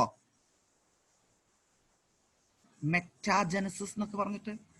യെസ്, കേട്ടുണ്ടോ? Metagenesis, alternation of genesis. Alternation of genesis അല്ല ജനറേഷൻ. ഓക്കെ, കേട്ടുണ്ടോ? ഹാപ്ലോയിഡ് ഡിപ്ലോയിഡ് തമ്മിലുള്ള അങ്ങോട്ടും ഇങ്ങോട്ടും. ഈ മെറ്റാജനസിസ് ആനിമൽസിൽ നിങ്ങൾ എവിടെയാ പഠിച്ചത്? ഏത് ഫൈലത്തിലാണ് മെറ്റാജനസിസ് അല്ലെങ്കിൽ ഓൾട്ടർനേഷൻ ഓഫ് ജനറേഷൻ പഠിച്ചേ? നോക്കട്ടെ നിങ്ങൾക്ക് പ്ലസ്. നിഡേറിയ ചാടി കയറി പറയുന്നുണ്ട്. Cnidaria, coelenterata, Amritha. Okay, good good good good. Coelenterata. Liz Anil. Liz Anil എന്നുള്ള പേര് ഞാൻ ഈ ഇത്രയും ദിവസം ക്ലാസ് തുടങ്ങിയിട്ട് ആദ്യമായിട്ടാണ് വിളിക്കുന്നത്. ലിസ് അനിൽ ഇത്രയും ദിവസം ഒളിച്ചിരിക്കുകയായിരുന്നു. Polyp and medusa, Sandra Jasmine. Okay okay. Obelia, നിങ്ങൾക്ക് അറിയാം കേട്ടോ. ലിസ് അനിൽ ഒരു ഹായ് ഒക്കെ ഒന്ന് പറഞ്ഞേ. ഇത്രയും ദിവസം ലിസ് അനിൽ ഒളിച്ചിരിക്കുകയായിരുന്നു. Hi, how are U?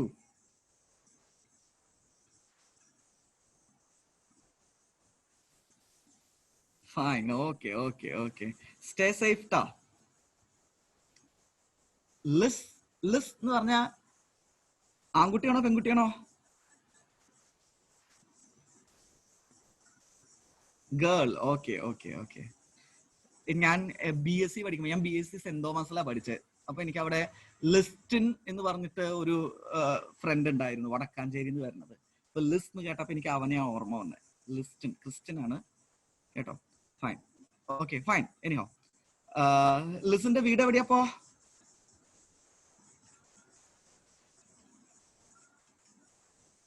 Mannuthy. Okay. കാർഷിക സർവകലാശാലയുടെ ഒക്കെ അടുത്തായിട്ട് വരുമോ? ഫോറസ്ട്രി കോളേജ് ഉണ്ട്, കാർഷിക സർവകലാശാല. Okay okay okay. ശ്രദ്ധിക്കുക കേട്ടോ, ക്ലാസ്സിൽ ഡൗട്ട്സ് ഒക്കെ ഉണ്ടെങ്കിൽ ചോദിക്കൂ. അപ്പൊ gametes are essentially haploid cells. അതിലേക്ക് തന്നെ പോകുന്നു. Formation of male and female gamete. Gamete ആകെ 2 തരേ ഉള്ളൂ, മെയിൽ ഗാമറ്റും ഫീമെയിൽ ഗാമറ്റും. ഇതൊക്കെ ഏത് കുഞ്ഞു കുട്ടികൾക്ക് അറിയാവുന്ന സംഭവമാണ്. ഇനിയോ, ഈ ഗാമീറ്റുകളുടെ മോർഫോളജിക്ക് അനുസരിച്ച് ഗാമീറ്റുകൾ നോക്കൂ, ഒരു വൈഡ് വെറൈറ്റി ഓഫ് ഓർഗാനിസംസ്, പല രീതിയിലുള്ള ഗാമീറ്റുകൾ ഉണ്ടാകുന്നു. സിമ്പിൾ ഓർഗാനിസംസ് ഗാമീറ്റുകളെ പ്രൊഡ്യൂസ് ചെയ്യുന്നുണ്ട്. കോംപ്ലക്സ് അല്ലെങ്കിൽ ഹയർ ഓർഡർ ഓർഗാനിസംസ് ഗാമീറ്റുകളെ പ്രൊഡ്യൂസ് ചെയ്യുന്നുണ്ട്. ശരിയല്ലേ? ഇപ്പൊ ആൽഗിയൊക്കെ ഗാമീറ്റിനെ പ്രൊഡ്യൂസ് ചെയ്യുന്ന സാധനമാണ്. They are lower plants. Fungi ഗാമീറ്റിനെ പ്രൊഡ്യൂസ് ചെയ്യുന്നതാണ്. They are lower organisms as compared to gymnosperms, pteridophytes, അതുപോലെ ആൻജിയോസ്പേംസ്, ആനിമൽസ് എന്നൊക്കെ പറയുമ്പോൾ അതിനൊക്കെ കമ്പയർ ചെയ്യുമ്പോൾ വളരെ ലോവർ ഓർഗാനിസംസ് ആണ്. Even they are capable of producing gametes. അപ്പൊ wide variety of organisms can produce gametes. And ഈ ഗാമീറ്റ്സിന്റെ ക്യാരക്ടറിസ്റ്റിക്സിൽ ചില വ്യത്യാസങ്ങൾ വരാറുണ്ട്. പാർത്തിനോജെനസിസ് നമുക്ക് പറയാം കേട്ടോ. പാർത്തിനോജെനസിസ് ഇപ്പൊ എവിടുന്ന ചാടിക്കയറി വന്നേ? എവിടുന്നപ്പോ അത് ചാടിക്കയറി വന്നേ പാർത്തിനോജെനസിസ്? ഞാൻ പറയാം പാർത്തിനോജെനസിസ് എന്താണ് എന്നുള്ളത് പറയാം കേട്ടോ. Definitely I will answer that question, no problem. ഇന്ന് തന്നെ നമ്മളത് പറയും, ഇന്ന് തന്നെ നമ്മൾ പറയും കേട്ടോ. പാർത്തിനോജെനസിസ് എന്താണെന്ന് ഞാൻ പറഞ്ഞു തരാം. പക്ഷെ ഈ ഗാമീറ്റിന്റെ ടൈപ്സ് ഹാപ്ലോയിഡുമായിട്ട് ഒന്നും നമുക്കിപ്പോ അതിനെ റിലേറ്റ് ചെയ്യേണ്ട കാര്യമില്ല. റിലേറ്റ് ചെയ്താൽ നമുക്ക് കൺഫ്യൂഷൻ വരും. അപ്പൊ ഞാൻ പറഞ്ഞു വന്നത് ഗാമീറ്റുകൾ wide range of organisms produce ചെയ്യുന്നതാണ്. നമുക്ക് അവിടെ ആൽഗേസ് തൊട്ടിട്ട് അല്ലെങ്കിൽ എന്താ പറയുന്നത്, ഈവൻ പ്രോട്ടിസ്റ്റയിൽ തൊട്ടിട്ട് നമുക്ക് പറയാൻ പറ്റും ഹയർ ഓർഡർ ഓർഗാനിസംസ് വരെയുള്ളതാണ് സെക്ഷൽ റീപ്രൊഡക്ഷൻ എന്ന് പറയുന്നത്.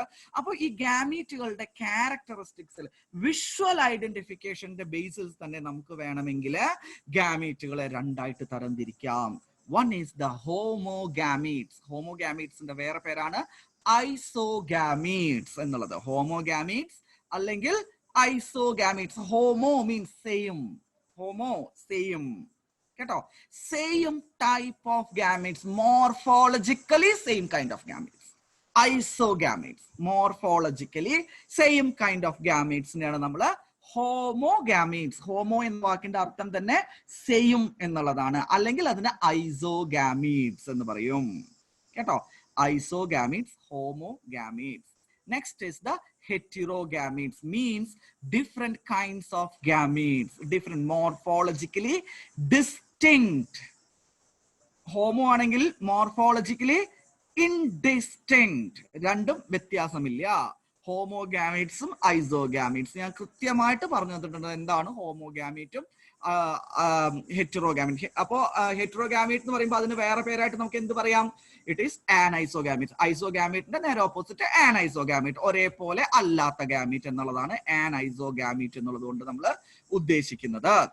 ഐസോഗാമീറ്റ് എന്ന് പറഞ്ഞാൽ സെയിം കേട്ടോ, സെയിം എന്നുള്ളതാണ് ഐസോ എന്നുള്ളത്. ഐസോമോസ് എന്നൊക്കെ നിങ്ങൾ പഠിച്ചിട്ടുണ്ടായിരിക്കും. ഐസോ എന്നുള്ളതിന് സെയിം എന്നുള്ളതാണ്. ഹോമോ എന്ന് നമുക്ക് പറയാം, ഹോമോ ഗാമീറ്റ്സ് അല്ലെങ്കിൽ ഐസോഗാമീറ്റ്സ് അത് ആ വാക്കിന്റെ അർത്ഥമൊക്കെ നമ്മൾ പഠിച്ചു കഴിഞ്ഞാൽ പിന്നെ ഒരു പ്രശ്നം ഉണ്ടാവില്ല കേട്ടോ. അപ്പൊ ഹോമോഗാമീറ്റ്സ് എന്താണ്? മോർഫോളജിക്കലി സിമിലർ ആണ്. അതിന്റെ ഫിഗർ ഞാൻ താഴെ തന്നിട്ടുണ്ട് കണ്ടോ. ഇവിടെ ഫ്ലജല്ലൊക്കെ വെച്ചിട്ട് എന്താണ് ടൈപ്സ് ഓഫ് ഗാമീറ്റ്സ്. ക്ലാഡോഫോറയുടെ 2 gamete. Cladophora is a alga. ആൽഗയുടെ ഫ്ലജല്ലേറ്റഡ് ആയിട്ടുള്ള gamete. You can see the cursor I think. കണ്ടോ, രണ്ടും സെയിം ആണ്. ഇത് ചിലപ്പോ ഒരെണ്ണം മെയിൽ ഗാമീറ്റ് ആയിരിക്കും, അടുത്തത് ഫീമെയിൽ ഗാമീറ്റ് ആയിരിക്കും എന്നല്ല ആണ് ഞാൻ പറയാൻ വന്നത്. ഇത് ചിലപ്പോ ഒരു പാരന്റ് പ്രൊഡ്യൂസ് ചെയ്തതാവാം, അല്ലെങ്കിൽ 2 പാരന്റ് പ്രൊഡ്യൂസ് ചെയ്തതാവാം. It doesn't matter actually. Morphologically male ഗാമീറ്റും ഫീമെയിൽ ഗാമീറ്റും സെയിം ആണോ എന്ന് മാത്രമേ നമ്മൾ നോക്കുന്നുള്ളൂ. ഇറ്റ് ഈസ് ഐസോഗാമീറ്റ് അല്ലെങ്കിൽ ഹോമോഗാമീറ്റ്. സെയിം സൈസ് ആണ്. ഒരേപോലെ ഇരുന്നാൽ മാത്രം പോരാ, അവര് എന്താണ് സെയിം സൈസും കൂടിയാണ്. ഇവിടെ കൃത്യമായിട്ട് ആ ഫിഗറിൽ നിങ്ങൾക്ക് അത് കാണാൻ പറ്റുന്നുണ്ട്. Cladophora it is an alga. Okay, unable to distinguish. പിന്നെ ഇത് ഒരേപോലെ ഇരിക്കുന്നു, ഒരേ സൈസ് എന്ന് പറഞ്ഞ പിന്നെ അൺഎബിൾ ടു ഡിസ്റ്റിംഗ്വിഷ് എന്ന് പറയേണ്ട വല്ല കാര്യമുണ്ടോ? ഡിസ്റ്റിംഗ്വിഷ് ചെയ്യാൻ പറ്റില്ല നമുക്ക്. മെയിൽ ഏതാണ് ഫീമെയിൽ ഏതാണെന്ന് നമുക്ക് തിരിച്ചറിയാൻ പറ്റില്ല. Okay, you are getting? I hope you understand. എന്തെങ്കിലും ഡൗട്ട് ഉണ്ടോ? ഡൗട്ട് ഉണ്ടെങ്കിൽ ഇപ്പൊ പറയണം. Okay, fine fine fine. Yes പറയുന്നുണ്ട് ചില പേരൊക്കെ. ഓക്കെ, അൺഎബിൾ ടു ഡിസ്റ്റിംഗ്വിഷ് ഒരേപോലെയുള്ളതാണ്. അപ്പൊ അതാണ് ഹോമോഗാമീറ്റ്. പക്ഷെ ഹെറ്ററോഗാമീറ്റ് ആണെങ്കിൽ 2 തരത്തിൽ വരാം.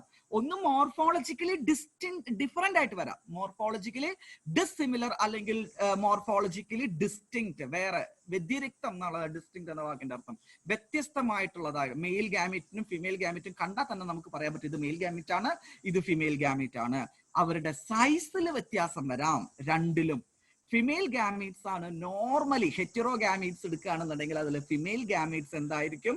നോർമലി ലാർജർ സൈസ് ആയിരിക്കും. അവർ നോൺ മോട്ടൈൽ ആയിരിക്കും. ഹെറ്ററോ ഗാമീറ്റിൽ മാത്രമേ ഇതൊക്കെ പറയേണ്ടുള്ളൂ. ഹോമോ ഗാമീറ്റിൽ ഇതൊന്നും പറയേണ്ട കാര്യമില്ല. കാരണം അവിടെ സൈസിലും വ്യത്യാസമില്ല, ഷേപ്പിലും വ്യത്യാസമില്ല. മോർഫോളജിക്കലി അത് എന്താണ്? ഇൻഡിസ്റ്റിങ്ക്റ്റ് ആണ്. ഇവിടെ അങ്ങനെയല്ല, മോർഫോളജിക്കലി ഡിസ്റ്റിങ്ക്റ്റ് ആണ്. മെയില് കണ്ടാൽ അറിയാം, ഫിമെയില് കണ്ടാൽ അറിയാം, സൈസിൽ വ്യത്യാസമുണ്ട്. Female gametes tend to be larger and non motile. ലാർജറും ആണ്, നോൺ മോട്ടൈലുമാണ്. അവർക്ക് സഞ്ചരിക്കാനുള്ള കപ്പാസിറ്റി സാധാരണ കേസിൽ ഉണ്ടാവാറ്. ഹ്യൂമൻ ബീങ്സിന്റെ ഓവം നമ്മൾ എടുത്ത് നോക്കാം. Ovum do not have the capacity to move, but sperm can travel. നമ്മുടെ സെർവിക്സിൽ നിന്ന് നേരെ യൂട്രസിലേക്ക് പോയി, ഫെലോപ്പിയൻ ട്യൂബിന്റെ ഉള്ളിലേക്ക് പോയി, ആംബ്യുലർ അവിടെ എത്തുമ്പോഴാണ് അവർ മേറ്റിംഗ് നടന്നത്. Sperm can swim, actively swim. But ഓവത്തിന് എന്ത് ചെയ്യാൻ പറ്റില്ല? Ovum cannot swim or ovum cannot travel. ഓവത്തിന് നമ്മൾ എന്ത് ചെയ്യുന്നത്? ആംബ്യുലറിലേക്ക് വന്നതിന് ശേഷം പിന്നെ നമ്മളുടെ സീലിയേറ്റഡ് എപ്പിത്തീലിയത്തിന്റെ മൂവ്മെന്റ് വഴി ഓവത്തിനെ മെല്ലെ മെല്ലെ നമ്മൾ പ്രൊപ്പൽ ചെയ്യുന്നത്. ഓവത്തിനെ ആക്റ്റീവ്ലി പ്രൊപ്പൽ ചെയ്യുന്നത്. Ovum cannot travel by itself. കേട്ടോ, ലാർജർ ആണ്, നോൺ മോട്ടൈൽ ആണ്. Tend to be larger and non motile. Okay, അതാണ്. അപ്പൊ ഹെറ്ററോ ഗാമീറ്റ്സില് 2 തരം ഗാമീറ്റുകൾ ഉണ്ട് എന്നുള്ളത് കൊണ്ട് അവിടെ മെയിൽ ഗാമീറ്റിനെ നമ്മൾ സ്പേം എന്ന് പറയും. ഐസോഗാമിയിൽ ജനറ്റിക്സ് വെരി ഡിസിമിലർ ആവോ എന്നാണ് ചോദിച്ചിരിക്കുന്നത്. ഇപ്പോ 2 തരത്തിൽ ഞാൻ അത് പറയാം. അതായത് ജനറ്റിക്സ് ഡിഫറെന്റ് ആവാനുള്ള സാധ്യത 50%, ആവാതിരിക്കാനുള്ള സാധ്യത 50%. കാരണം എന്താണ്? ഇപ്പൊ നമ്മൾ പറയുമ്പോൾ ലോവർ ആൽഗേസിലൊക്കെ ആണെന്നുണ്ടെങ്കിൽ അവിടെ മെയിൽ ഗാമീറ്റും ഫീമെയിൽ ഗാമീറ്റും സെയിം പാരന്റിൽ നിന്നുണ്ടാവുക. ചിലപ്പോൾ മെയിൽ ഗാമീറ്റ് ഒരു പാരന്റിൽ നിന്ന് വരാം, ചിലപ്പോൾ ഫീമെയിൽ ഗാമീറ്റ് അടുത്ത പാരന്റിൽ നിന്ന് വരാം. ഞാൻ അത് ഫിഗറിൽ എക്സ്പ്ലെയിൻ ചെയ്യും. കുറച്ച് കഴിയുമ്പോൾ ഈ ഫിഗറൊക്കെ നിങ്ങൾ ഒന്നും കൂടി കാണും വേറെ ടോപ്പിക്കില്. അപ്പോ നിങ്ങൾക്ക് മനസ്സിലാവും. ഐസോഗാമീറ്റ്സിലെ ജനറ്റിക്സ് നമ്മൾ പറയാറില്ല. കാരണം എന്താണ്? 2 പാരന്റിൽ നിന്നും അത് വരാം. ചിലപ്പോൾ ലോവർ ഓർഗാനിസത്തിൽ നിന്ന് മെയിലും ഫീമെയിലും ഒരേ പാരന്റിൽ നിന്ന്, അപ്പൊ അത് മെയിലും ഫീമെയിലും സെയിം ആയിരിക്കും. കേട്ടോ, അല്ലെങ്കിൽ എന്താണ്? 2 പാരന്റിൽ നിന്നും വരാം. ഐസോഗാമിയില് ജനറ്റിക്കലി സിമിലർ വരണം എന്ന് ഒരു നിർബന്ധമില്ല. ഡിസിമിലാരിറ്റീസ് ഉണ്ട്. പക്ഷെ വളരെ ലോവർ ഓർഗാനിസത്തിൽ സെയിം പാരന്റിൽ നിന്ന് വരുന്നത് കാരണം എന്തായിരിക്കാം? അത് ഒന്നാവാനുള്ള സാധ്യത ഉണ്ട്. വളരെ ലോവർ ഓർഗാനിസം. ബാക്കിയുള്ള ഓർഗാനിസംസിലൊന്നും അങ്ങനെ വരില്ല. ഞാൻ അത് എക്സ്പ്ലെയിൻ ചെയ്തു തരാം, ഫിഗർ കാണിച്ചു തരാം. അപ്പൊ ഒന്നും കൂടി അത് കൃത്യമായിട്ട് മനസ്സിലാവും. കേട്ടോ, അപ്പൊ ഹെറ്ററോഗാമീറ്റ്സില് നമ്മൾ മെയിൽ ഗാമീറ്റിനെ നമ്മൾ പറയുന്ന പേരാണ് സ്പേം. സ്പേമിന്റെ വേറെ പേരാണ് ആന്ത്രോസോയിഡ് എന്നുള്ളത്. സ്പേമിന് നമ്മൾ പറയുന്ന വേറെ പേര് ആന്ത്രോസോയിഡ് എന്നുള്ളതാണ്. ഫിമെയിലിന് എഗ് അല്ലെങ്കിൽ ഓവം. ഇതെല്ലാവർക്കും അറിയാവുന്നതാണ്. അപ്പൊ അത് നോക്കി നോക്കാം. സെൽ ഡിവിഷൻ അല്ലെ ഗാമീറ്റുകൾ ഉണ്ടാകുന്ന. ഇപ്പൊ ഞാൻ പറഞ്ഞു plant body can be haploid ആവാനുള്ള സാധ്യത ഉണ്ട്. ഞാൻ നേരത്തെ നിങ്ങളോട് പറഞ്ഞതാണ്. അപ്പൊ നിങ്ങൾ എക്സാമ്പിൾ പറഞ്ഞു. ഇത് കൂടുതൽ എക്സാമ്പിൾസ് ഇവിടെ പിടിച്ചോളൂ. മൊണീറൻസിൽ, ഫംഗസിൽ, ആൽഗയിൽ, ബ്രയോഫൈറ്റ്സിൽ. നിങ്ങൾ ബ്രയോഫൈറ്റ്സ് മാത്രം പറഞ്ഞു, ഞാൻ ബാക്കിയുള്ളതും കൂടി ഇപ്പൊ പറഞ്ഞു അല്ലെ. അങ്ങനെ മെയിൽ ബോഡി ഹാപ്ലോയിഡ് ആണെങ്കിൽ ഗാമീറ്റ് ഉണ്ടാവുക വളരെ എളുപ്പമാണ്. വെറും മൈറ്റോട്ടിക് ഡിവിഷൻ നടത്തിയാൽ മതി. പിടുത്തം കിട്ടിയോ? എന്താ പറഞ്ഞത്? പ്ലാന്റിന്റെ ബോഡി ഹാപ്ലോയിഡ് ആണെങ്കിൽ ഗാമീറ്റ് ഫോർമേഷൻ വളരെ ഈസിയാണ്. കാരണം വെറും മൈറ്റോട്ടിക് ഡിവിഷൻ മതി. മൈറ്റോട്ടിക് ഡിവിഷൻ സിമ്പിൾ ഡിവിഷൻ അല്ലെ. മിയോസിന്റെ പോലെ കോംപ്ലക്സിറ്റി ഇല്ല. അതിലെ ഉണ്ടോ? ഇല്ല. സിമ്പിൾ ഡിവിഷനാണ്, സിമ്പിൾ സെൽ ഡിവിഷനാണ് മൈറ്റോട്ടിക് ഡിവിഷൻ. അത് നടത്തിയാൽ തന്നെ അവർക്ക് ഗാമീറ്റുകൾ ഉണ്ടാക്കാൻ പറ്റുള്ളൂ, ഉണ്ടാക്കാൻ പറ്റാവുന്നതാണ്. ഇപ്പൊ example, I think you can see the figure also very clearly. നിങ്ങൾക്ക് കാണാൻ പറ്റും. ഇപ്പൊ ഇവിടെ നോക്കി നോക്കൂ. ഇപ്പൊ ഇവിടെ ഈ ഭാഗത്ത് നിന്ന് എടുക്കും. അതായത് ഇവിടെ ശ്രദ്ധിക്കൂ, ഇത് രണ്ട് പ്ലാന്റുകളാണ്. ഒന്ന് ഫീമെയിൽ ഗാമീറ്റോഫൈറ്റും ഒന്ന് മെയിൽ ഗാമീറ്റോഫൈറ്റും ആണ്. മെയിൽ ഗാമീറ്റോഫൈറ്റ് മെയിൽ ഗാമീറ്റിനെ പ്രൊഡ്യൂസ് ചെയ്തു. ഫിമെയിൽ ഗാമീറ്റോഫൈറ്റ് ഫിമെയിൽ ഗാമീറ്റിനെ പ്രൊഡ്യൂസ് ചെയ്തു. രണ്ടും സെയിം ആണ്. പക്ഷെ ഇവിടെ രണ്ടിന്റെയും എന്തായിരിക്കും? രണ്ടിന്റെയും ജീൻസിൽ ചെറിയ ചെറിയ വ്യത്യാസം ഉണ്ടായിരിക്കും. കാരണം അതിൽ മുന്നേ ഒരു മിയോസിസ് നടക്കുന്നുണ്ട്. പക്ഷെ അൾട്ടിമേറ്റ്ലി എന്താ പറയാ, ഇനി ഇതല്ലാന്ന് വിചാരിക്കുക, ഇത് രണ്ടും ഒരേ മിയോസിസ് നടന്നിട്ടുണ്ടായ രണ്ട് മൈറ്റോട്ടിക് പ്ലാന്റുകളാണ്, അല്ലെങ്കിൽ രണ്ട് ഹാപ്ലോയിഡ് ആയിട്ടുള്ള എന്താ പറയുന്നത് പ്ലാന്റുകളാണ്. പക്ഷെ ഈ മെയിൽ ഗാമീറ്റിന് വേറെ ഏതെങ്കിലും ഒരു ഫീമെയിൽ ഗാമീറ്റുമായിട്ട് ജോയിൻ ചെയ്യാനുള്ള കപ്പാസിറ്റി ഉണ്ട്. പറഞ്ഞത് മനസ്സിലായോ? ഇവരിങ്ങനെ തന്നെ പോണതില്ല. ഫിഗറിൽ നമ്മൾ ഇങ്ങനെ കാണിക്കുകയാണെന്നുണ്ടെങ്കിലും ക്രോസ് ഫെർട്ടിലൈസേഷൻ നടക്കാനുള്ള സാധ്യതയുണ്ട്. അപ്പൊ ഒക്കെ ജനറ്റിക്സ് നല്ല വ്യത്യാസം വരും. പിടുത്തം പറ്റിയോ? നേരത്തെ ഡൗട്ട് ചോദിച്ചില്ലേ ആളെന്റെ അടുത്ത്, എല്ലാം ജനറ്റിക്സ് സെയിം ആണോ വരാന്ന് ചോദിച്ചില്ലേ? ഈ ഫിഗർ നിങ്ങൾക്ക് കാണാൻ പറ്റുന്നുണ്ടോ? അത് ആദ്യം പറഞ്ഞേ. എന്നിട്ട് ഞാൻ അതിൽ കർസർ മൂവ് ചെയ്യുന്നത് കാണുന്നുണ്ടോ നിങ്ങള്? ഇവിടെ ഒരു മെയിൽ ഗാമീറ്റ് കണ്ടോ? ഈ മെയിൽ ഗാമീറ്റും ഫിമെയിൽ ഗാമീറ്റും ഇവിടെ ചില റിസംബ്ലൻസ് ഉണ്ടാവും. പക്ഷെ ഇവര് രണ്ടുപേരും തന്നെ ഇവിടെ ഫെർട്ടിലൈസ് ചെയ്യണമെന്ന് നിർബന്ധമില്ലാന്ന്. മനസ്സിലായോ? ഇവരൊക്കെ വെള്ളത്തിലുള്ളതല്ലേ. ഗാമീറ്റ്സ് ഒക്കെ അവിടുന്ന് ഒക്കെ വന്നൂടെ? ഇവർക്കൊക്കെ ഫ്ലജല്ലല്ലേ, നീന്തി വന്നൂടെ? അപ്പോ ഇവരുടെ തന്നെ മെയിലും ഫിമെയിലും ഫെർട്ടിലൈസ് ചെയ്യണമെന്ന് ഒരു നിർബന്ധവും ഇല്ല. അപ്പോ ഐസോഗാമീറ്റുകളിൽ എന്താണ്, ജനറ്റിക്കലി ഡിഫറെന്റ് ആവാനുള്ള നല്ല സാധ്യത ഉണ്ട്. അല്ലെങ്കിൽ ഇവർ നോക്ക് റിസംബിൾ ചെയ്യാനുള്ള സാധ്യത വളരെ കൂടുതലാണ്. കാരണം ഇവർ ഒരു ഇൻഡിവിജ്വലിൽ നിന്ന് വന്ന ആൾക്കാരാണ്. മനസ്സിലായോ? പിടുത്തം കിട്ടിയോ? Is that clear? I hope it is very clear now. Figure നിങ്ങൾക്ക് നന്നായി കാണാൻ പറ്റുന്നുണ്ട് എങ്കിൽ പ്രൊവൈഡഡ്, കേട്ടോ. അപ്പൊ അതാണ്. പക്ഷെ ആൽഗേസിൽ അവർ മൈറ്റോട്ടിക് ബോഡി ആണെങ്കിലും മിയോസിസ് നടക്കുന്നുണ്ട്. മിയോസിസ് നടന്നിട്ടാണ് ഹാപ്ലോയിഡ് ബോഡി ഉണ്ടായത്. ഞാൻ അതിനെപ്പറ്റി വലിയ കൂടുതലൊന്നും ഇപ്പൊ ഡിസ്ക്രൈബ് ചെയ്യാൻ പോകുന്നില്ല. കാരണം ഇതൊക്കെ നിങ്ങൾ ഫസ്റ്റ് ഇയറിൽ പഠിച്ചതാണ്. ചിലപ്പോൾ ബോഡി ഡിപ്ലോയിഡ് ആവാം. ഇപ്പൊ നമ്മളുടെ ബോഡിയൊക്കെ ഡിപ്ലോയിഡ് ബോഡിയാണ്. ടെറിഡോഫൈറ്റ്, ജിംനോസ്പെർം, ആൻജിയോസ്പെർം, നമ്മളെ പോലെയുള്ള ഓർഗാനിസംസ് എല്ലാം ഡിപ്ലോയിഡ് ആണ്. അവർക്ക് ഗാമീറ്റ് ഉണ്ടാകുന്നത് മിയോസിസ് എന്ന് പറയുന്ന പ്രോസസ് വഴിയാണ്. I think it is clear. Okay. അപ്പൊ ഡിപ്ലോയിഡ് ഓർഗാനിസംസ് ആണെങ്കിൽ, ഇപ്പൊ നമ്മൾ ജസ്റ്റ് എക്സാമ്പിൾ നമ്മൾ എടുക്കുക, ഹ്യൂമൻ ബീയിങ്സ്. ഇപ്പൊ ഫീമെയിൽസിലാണെന്നുണ്ടെങ്കിൽ അത് ഓവറിയുടെ അകത്താണ് എന്തുണ്ടാകുന്നു, ഓവം പ്രൊഡ്യൂസ് ചെയ്യുന്നത്. ഹ്യൂമൻ ബീയിങ്സ് ആണെങ്കിൽ ടെസ്റ്റിസിന്റെ അകത്താണ് സ്പേം പ്രൊഡ്യൂസ് ചെയ്യുന്നത്. ഈ പ്രൊഡക്ഷൻ സ്റ്റാർട്ട് ചെയ്യുന്ന സെല്ലുണ്ടല്ലോ, ഗാമീറ്റിന്റെ പ്രൊഡക്ഷൻ സ്റ്റാർട്ട് ചെയ്യുന്ന സെല്ലിനെ നമ്മൾ പറയുന്നത് ഗാമീറ്റ് മദർ സെൽ എന്നാണ് പറയാം. Gamete mother cell. ഇപ്പൊ ഡിപ്ലോയിഡ് ആനിമൽസിന്റെ കേസാ പറയുന്നത്. അപ്പൊ ഈ ഗാമീറ്റ് മദർ സെല്ലിന് നടക്കുന്ന ഡിവിഷൻ എന്ത് ഡിവിഷൻ ആയിരിക്കും? ഗാമീറ്റിന് നടക്കുന്ന ഡിവിഷൻ മിയോട്ടിക് ഡിവിഷൻ ആയിരിക്കും. മിയോട്ടിക് ഡിവിഷൻ ആയിരിക്കും. അതെ. അപ്പൊ മിയോട്ടിക് ഡിവിഷൻ നടക്കുന്നതായതുകൊണ്ട് ആ സെല്ലിന്റെ പേര് മിയോസൈറ്റ്സ്. മിയോസൈറ്റ്സ് റിലേറ്റ് ചെയ്തോളൂ. ഡിപ്ലോയിഡ് ഓർഗാനിസംസിലെ ഒരു സിംഗിൾ ഡിപ്ലോയിഡ് സെല്ലിൽ നിന്നാണ് ഗാമീറ്റുകൾ ഫോം ചെയ്യുന്നത്. അങ്ങനെ കുറെ ഗാമീറ്റുകൾ ഫോം ചെയ്യണമെങ്കിൽ കുറെ ഗാമീറ്റ് മദർ സെൽസ് വേണം. അതിന് നമ്മൾ ജെർമിനൽ എപ്പിത്തീലിയം എന്നാണ് പറയുക. It is A cuboidal epithelium. Structural organisation ഓർത്തെടുക്കാൻ പറ്റുന്ന ആൾക്കാരുണ്ടെങ്കിൽ ഒന്ന് റിലേറ്റ് ചെയ്തോളൂ, കുഴപ്പമില്ല. ഫൈൻ.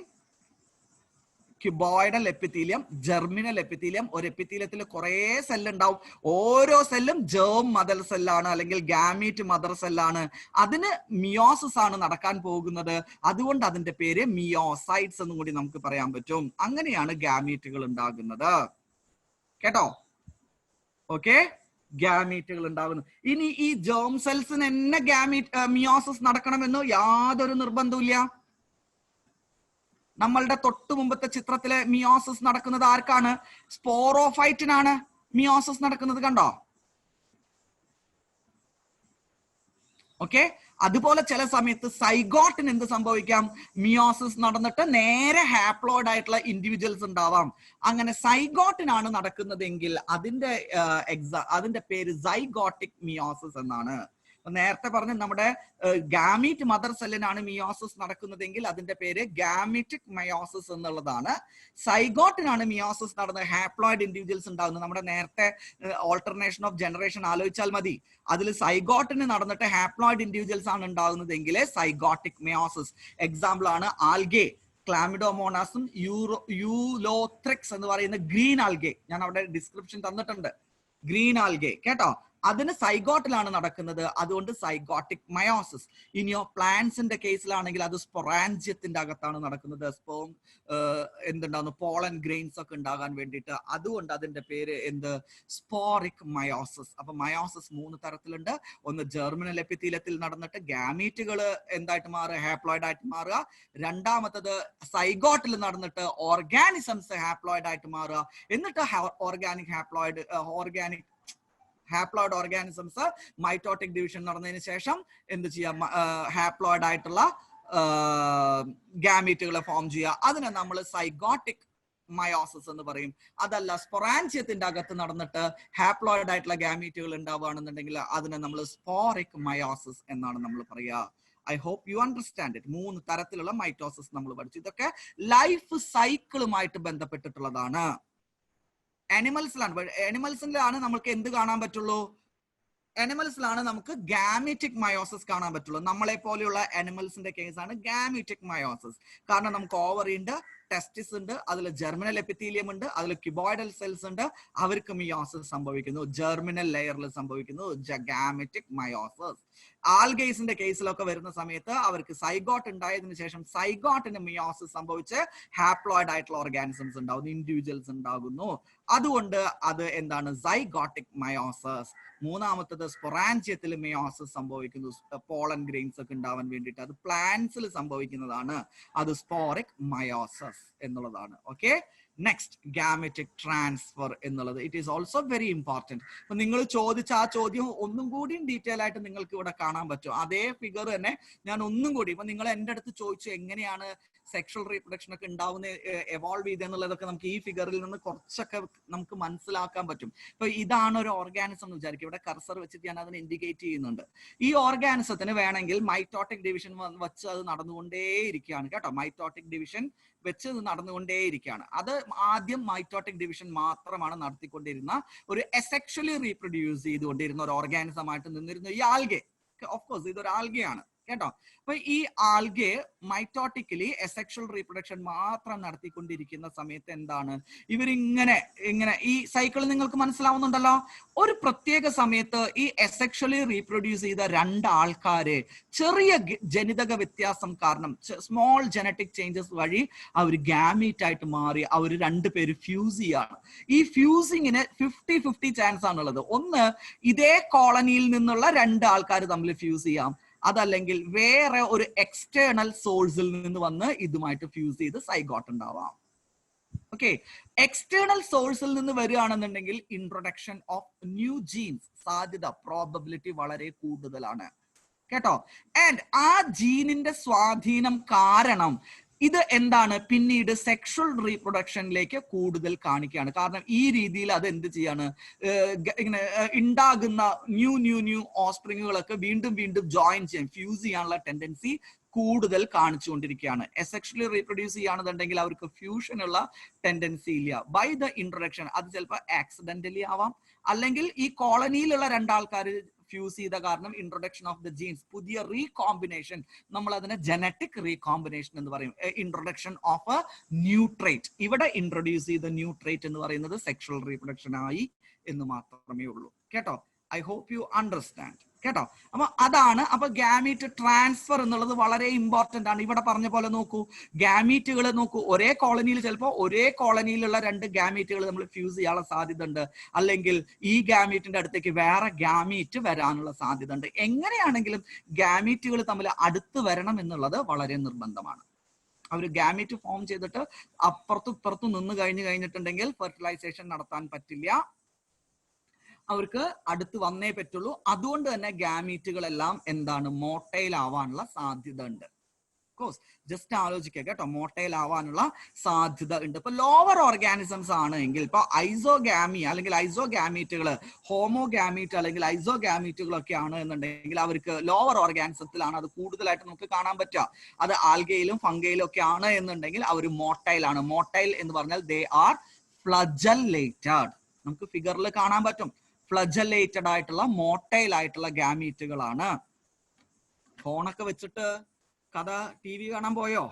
അറ്റൻഡൻസ് എടുത്ത് കാരണം ഇനിയിപ്പോ എന്ത് വേണമെങ്കിൽ ആവാലോ. ക്ലാസ്സിലെ പോലെ അല്ലല്ലോ, ക്ലാസ്സിന് ഇറങ്ങി പോകാൻ പറ്റില്ല. പക്ഷെ ഇതിനെന്താണ്, ആരും അറിയാതെ സുഖമായിട്ട് ഇറങ്ങി പോവാം. ബിരുദന്മാരൊക്കെ ഉണ്ടോ? ഇടയ്ക്കൊക്കെ ഒന്ന് എല്ലാവരും ഒന്ന് ഹായ് പറഞ്ഞേ നോക്കട്ടെ. എത്ര പേര് എത്ര ഹായ് കിട്ടുന്നുണ്ട്? ഇവിടെ ഉണ്ട്. Okay, hi hi. ഓക്കെ, പോരട്ടെ. ആകെ 4-5 ഹായേ വന്നുള്ളൂ. ബാക്കിയുള്ളവരെ എവിടെ? പോരട്ടെ.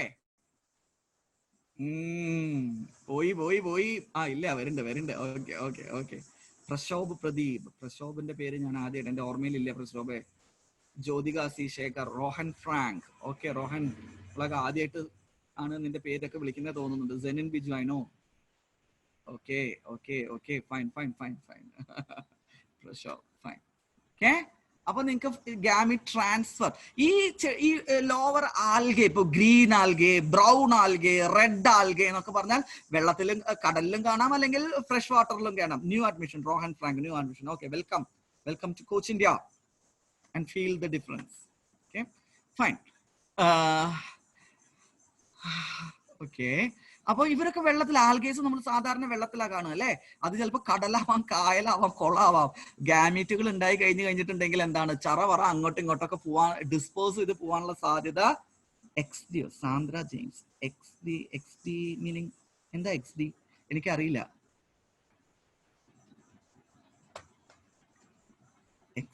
Sandra James, what did you mean by XD? എനിക്കത് പിടുത്തം കിട്ടിയില്ല കേട്ടോ. ഓക്കെ, ഒന്നുമില്ല, തമാശ. Okay fine. അപ്പോ എന്താണ്, ഫ്ലജലേറ്റഡ് ആണ്, ആക്റ്റീവ്ലി മോട്ടൈൽ ആണ്. ജനറ്റിക് റീകോമ്പിനേഷൻസ് ഉണ്ടാകാനുള്ള സാധ്യതകളൊക്കെ കൂടുതലുണ്ട്.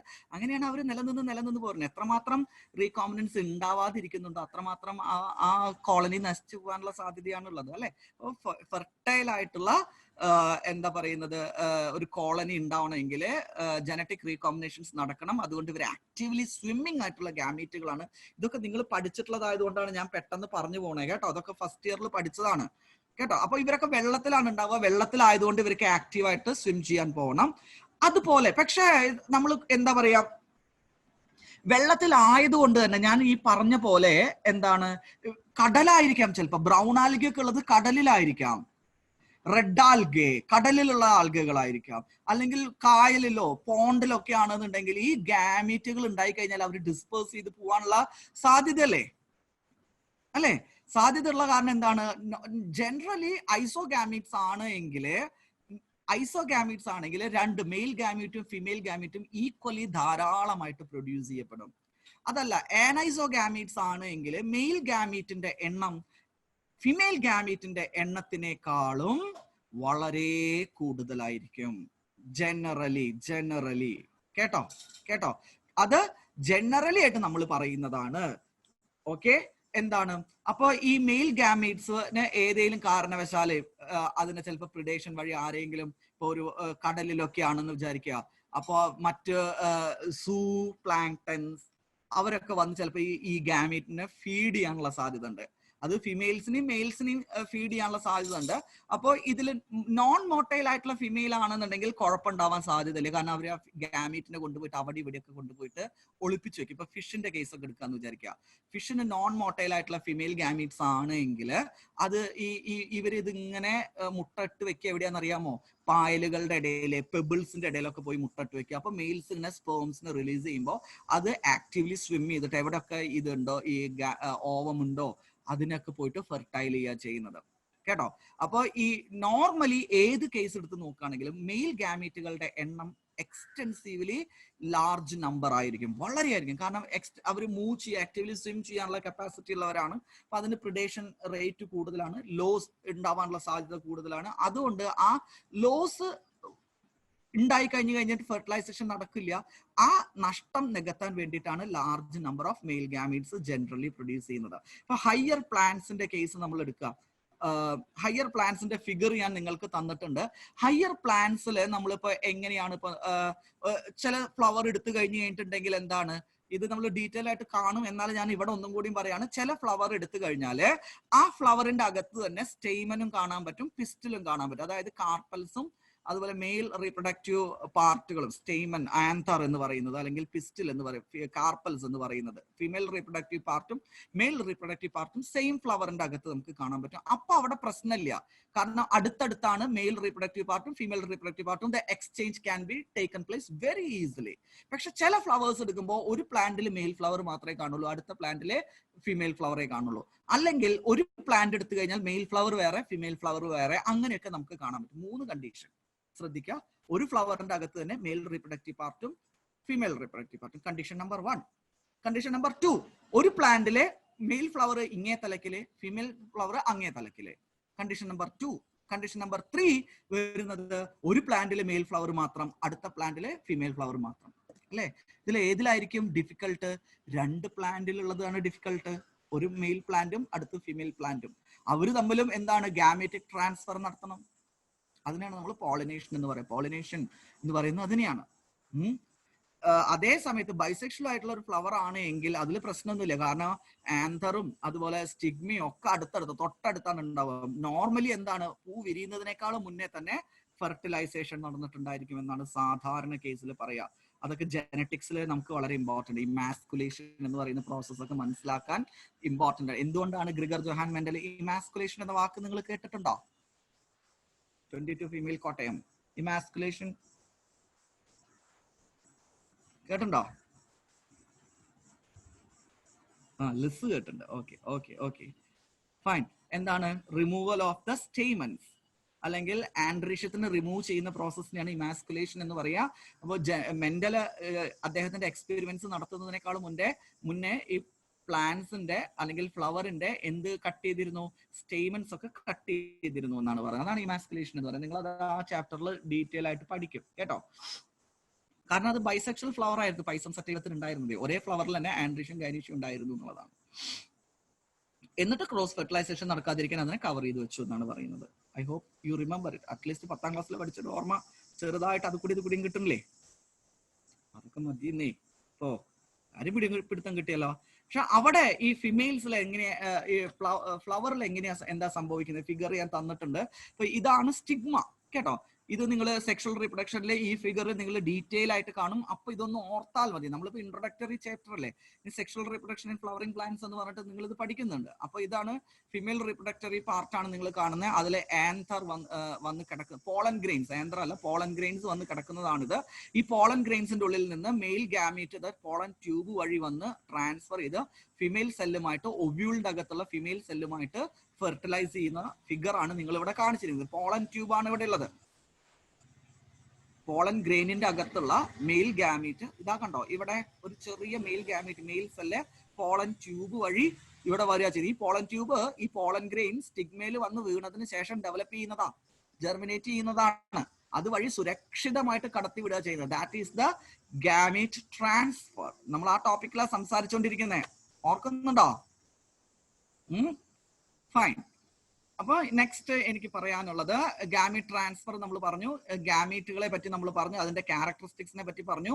ഗാമീറ്റ് ട്രാൻസ്ഫർ ഇമ്പോർട്ടന്റ് ആണ്, അതിന്റെ കാരണങ്ങളും കാര്യങ്ങളൊക്കെ നമ്മൾ പറഞ്ഞു. ഓക്കെ, നെക്സ്റ്റ് എന്ന് പറയുന്നത് സെക്ഷുവാലിറ്റി ഇൻ ഓർഗാനിസംസ് എന്നുള്ളത്. ഞാൻ 1:15 വരെ ക്ലാസ് എടുക്കും കേട്ടോ. ഒരു 2 മിനിറ്റ് റെസ്റ്റ് എടുക്കുക. എനിക്ക് കുറച്ച് വെള്ളം കുടിക്കണം. 2 മിനിറ്റ് കേട്ടോ.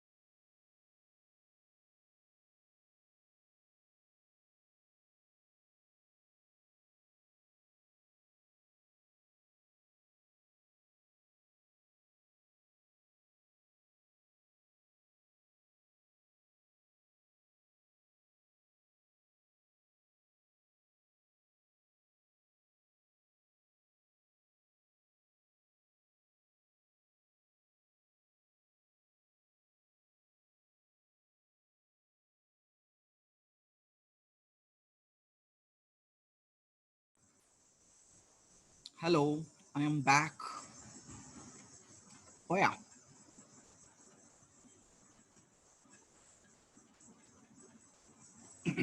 I'm back. No. Hi. ക്ലാസിന്റെ സ്പീഡ് കൂട്ടണോ? ഞാൻ കുറച്ചിങ്ങനെ നമ്മളിങ്ങനെ മെല്ലെ മെല്ലെ സമയമുണ്ടല്ലോ ഇഷ്ടം പോലെ എന്ന് വിചാരിച്ച് ഇങ്ങനെ ഇത്തിരി മെല്ലെയാ. കുറച്ചും കൂടെയൊക്കെ സ്പീഡ് കൂട്ടി കൂട്ടി പോണോ?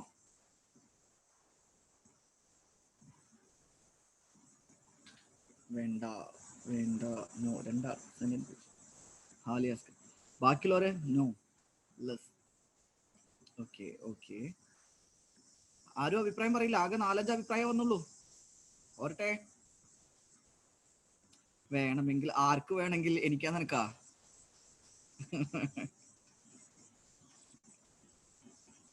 Okay okay.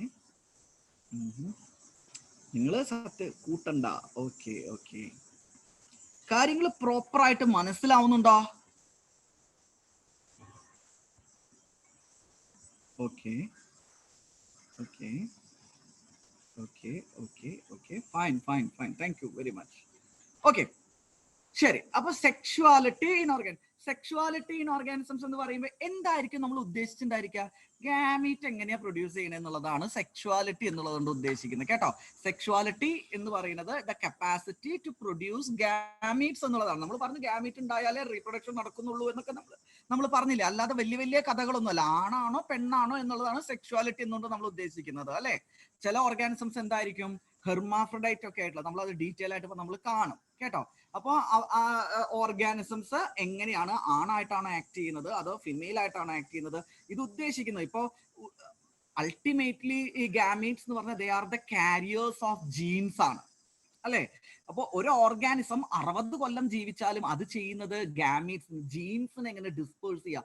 ജസ്റ്റ് ഒന്ന് ആലോചിച്ച് നോക്കിയൊക്കെ. ഒരു ഹ്യൂമൻ ബീയിങ് ആണെങ്കിലും ഒരു ആനയാണെങ്കിലും അല്ലെങ്കിൽ അത് ഒരു ആൽഗ ആണെങ്കിലും, ആൽഗ കമ്പാരിസൺ നല്ല രസമുള്ള കമ്പാരിസൺ ആണ്. ഒരു ആൽഗ, അതേപോലെ അതിന്റെ അപ്പുറത്ത് ഒരു ആനേനെ വിചാരിക്കുക, ആനേനെ ഇപ്പുറത്ത് വിചാരിക്കുക, ആൽഗേനെ അപ്പുറത്ത് വിചാരിക്കുക അല്ലെ. അതിന്റെ അപ്പുറത്ത് ഒരു മനുഷ്യനെ നിർത്തിക്കോ. ഇവർ ആക്ച്വലി എന്താ ചെയ്തുകൊണ്ടിരിക്കുന്നത് അവരുടെ ലൈഫ് ടൈമില്?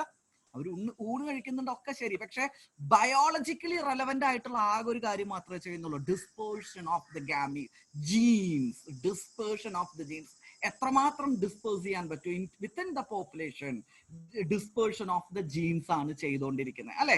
അപ്പൊ ഇതിന് ആകെ 2 രീതിയിലാണ്. ഒന്ന് മെയിൽ ഗാമീറ്റിന്റെ ഫോമിലാണ്, ഒന്ന് ഫിമെയിൽ ഗാമീറ്റിന്റെ ഫോമിലാണ് ചെയ്യാൻ പറ്റുക. ഇത് ചെയ്യാനുള്ള കപ്പാസിറ്റി ഓർഗാനിസംസിലെ എങ്ങനെയാണ് ഡിഫർ ആയിരിക്കുന്നത്, വ്യത്യാസപ്പെട്ടിരിക്കുന്നത് എന്നുള്ളതിനെയാണ് നമ്മൾ സെക്ഷുവാലിറ്റി എന്നുള്ളതുകൊണ്ട് ഉദ്ദേശിക്കുന്നത്. ചില organisms they will transmit only or they will disperse only male gametes. Some organisms disperse only female gametes. Some organisms disperse both male and female gametes. വ്യത്യാസം മനസ്സിലായോ? ഇതാണ് ബയോളജിക്കലി റെലവെന്റ് ആയിട്ടുള്ള ഫംഗ്ഷൻ എന്ന് പറഞ്ഞു കഴിഞ്ഞിട്ടുണ്ടെങ്കിൽ ഡിസ്പേർഷൻ ഓഫ് ദ ജീൻസ്. ജീൻസിനെ disperse ചെയ്യാനുള്ള കുട്ടി കുട്ടി പാക്കറ്റുകളാണ് ഗാമീറ്റ്സ്. ഗാമീറ്റ്സിലുള്ളത് ജീനുകളാണ്. മെന്റലിന്റെ ചാപ്റ്ററിലേക്ക് നിങ്ങൾക്ക് ഇതൊക്കെ ആവശ്യമുണ്ട്. ഈ ഐഡിയ നമുക്ക് ആവശ്യമുണ്ട്. ഗാമീറ്റുകൾ എന്ന് പറയുന്ന കുട്ടി കുട്ടി സഞ്ചികളുടെ ഉള്ളിലാക്കിയിട്ട് ജീനുകളെയാണ് നമ്മൾ ഡിസ്പേഴ്സ് ചെയ്തുകൊണ്ടിരിക്കുന്നത്.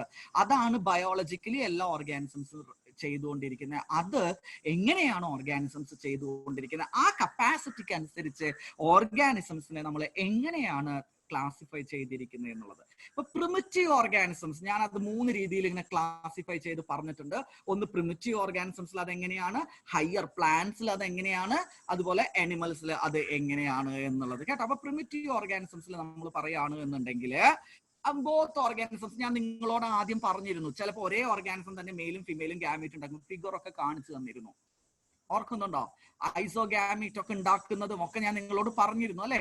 അപ്പൊ same organism, if the same organism is capable of producing both male and female gamete, same organism, same primitive organism, അങ്ങനെ ഒന്നും കൂടി വേണമെങ്കിൽ കൃത്യമായിട്ട് പറയാം, same primitive organism which is capable of producing both male and female gametes എന്ന് പറയുകയാണെന്നുണ്ടെങ്കിൽ നമ്മൾ അതിനെ പറയും bisexual organism. Bisexual, by 2 bisexual sex ആയിട്ട് ആക്ട് ചെയ്യാൻ, both male and female sex ആയിട്ട് ആക്ട് ചെയ്യാൻ പറ്റുന്ന ഗാമീറ്റുകൾ ഉണ്ടാക്കുന്ന പ്രിമിറ്റീവ് ഓർഗാനിസംസ് ആണെങ്കിൽ അവരെ നമ്മൾ ബൈസെക്ഷൽ എന്ന് പറയും. അവരുടെ ബോഡി ഹോമോതാലിക്, താലസ് എന്ന് പറഞ്ഞാൽ ബോഡിയാണ്. ആ ഹോമോതാലസ്, ഒരേപോലത്തെ ബോഡിയുള്ള താലസ്, ഒരേ ബോഡിയിൽ നിന്ന് 2 ടൈപ്പ് ഓഫ് ഗാമീറ്റ്, ഹോമോതാലിക് പാരന്റ് എന്ന് പറയും. ബൈസെക്ഷൽ അല്ലെങ്കിൽ ഇതൊക്കെ നമുക്ക് കുറച്ച് കൺഫ്യൂസിങ് ആണ്. ബൈസെക്ഷലും യൂണിസെക്ഷലും മൊണീഷ്യസും ഡൈഷ്യസും ഒക്കെ നമുക്ക് കുറച്ച് പ്രശ്നം വരും. ഞാനത് മാക്സിമം എക്സ്പ്ലെയിൻ ചെയ്യാൻ ശ്രമിക്കാം. ബൈസെക്ഷൽ എന്ന് പറഞ്ഞാൽ 2 സെക്സ് പ്രസന്റ് ആണ്. ഇപ്പൊ നമ്മൾ പ്രിമിറ്റീവ് ഓർഗാനിസം എന്ന് പറയുമ്പോൾ അവർക്ക് നമ്പർ ഓഫ് സെല്ലുകളൊക്കെ വളരെ ചെറുതായിരിക്കും. അവരുടെ ബോഡി സിമ്പിൾ ഓർഗനൈസേഷൻ ആയിരിക്കും. അവർക്ക് സ്പെഷ്യലൈസ്ഡ് റീപ്രൊഡക്റ്റീവ് സ്ട്രക്ചറുകളൊന്നും ഉണ്ടാവണം എന്ന് ഒരു നിർബന്ധമില്ല. റിമെമ്പർ കേട്ടോ, ഉണ്ടാവണമെന്ന് ഒരു നിർബന്ധമില്ല. അങ്ങനെയുള്ള ഓർഗാനിസംസ് ആണെങ്കിൽ അവരെ നമ്മൾ bisexual primitive organism. Presence of both sexes അല്ലെങ്കിൽ male gamete and female gamete are secreted produced or released by the same organism, which is known as the bisexual.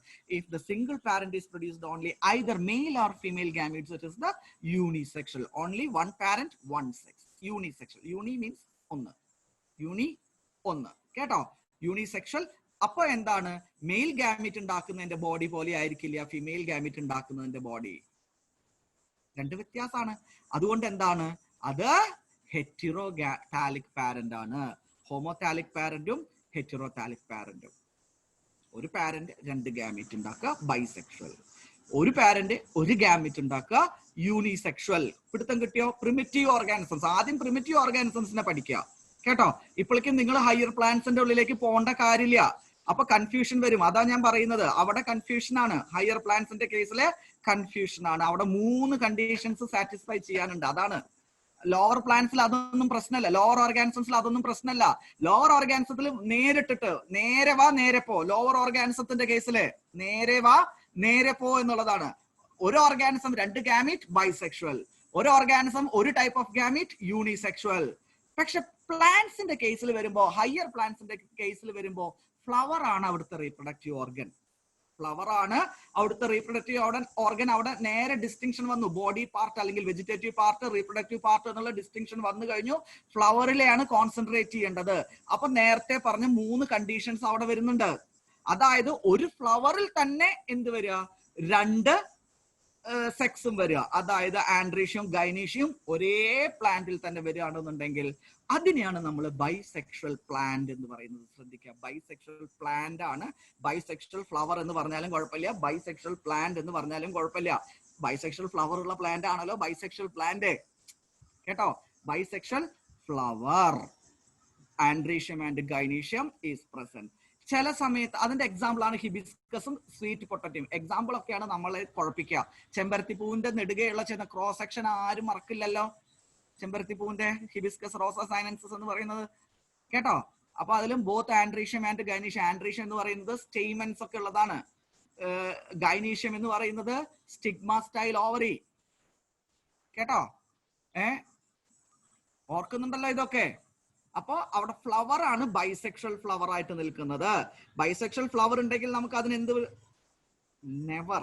ആദിത്യലക്ഷ്മി never എന്തിനാണ് പറഞ്ഞതെന്ന് എനിക്ക് അറിയില്ല. Okay, fine, no problem. Okay, അപ്പൊ ഇത് മനസ്സിലാക്കുക, ശ്രദ്ധിക്കുക. Flower ആണ് bisexual, containing both androecium and gynoecium. പക്ഷെ അതേപോലെ തന്നെ ഒരേ പ്ലാന്റിൽ തന്നെ ചിലപ്പോ എന്തുണ്ടായിരിക്കും?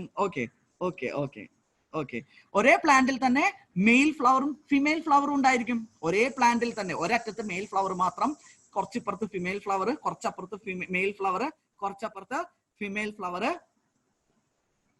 Okay, both male and female flowers are present on the same plant. 2 type flower ഉണ്ട്. 2 ടൈപ്പ് ഫ്ലവറും ഉണ്ട്. അതിനെയാണ് നമ്മൾ മൊണീഷ്യസ്. മൊണീഷ്യസ് എന്ന് നമ്മൾ പറയുന്നത്. You are getting? മൊണീഷ്യസിന് എക്സാമ്പിൾ ആണ് maize, coconut, cucurbit. Monoecious. Male and female flowers are present in the same plant. Monoecious. Dioecious എന്താണെന്ന് നിങ്ങൾക്ക് വളരെ കൃത്യമായിട്ട് അറിയാം. ഒരു പ്ലാന്റിലെ മെയിലും അടുത്ത പ്ലാന്റിലെ ഫിമെയിലും. Example date palm, papaya.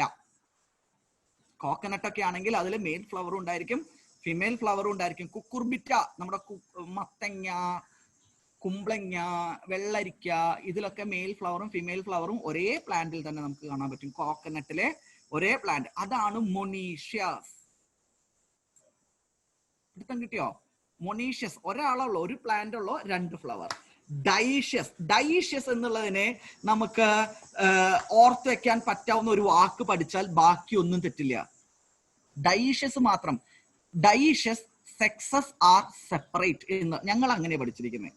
Dioecious sexes are separate എന്ന് പഠിച്ചു കഴിഞ്ഞാൽ ഡൈഷ്യസ്, ഡൈ എന്ന് പറഞ്ഞാൽ 2 സെക്സ്, അത് 2 എണ്ണത്തിൽ കാണുക.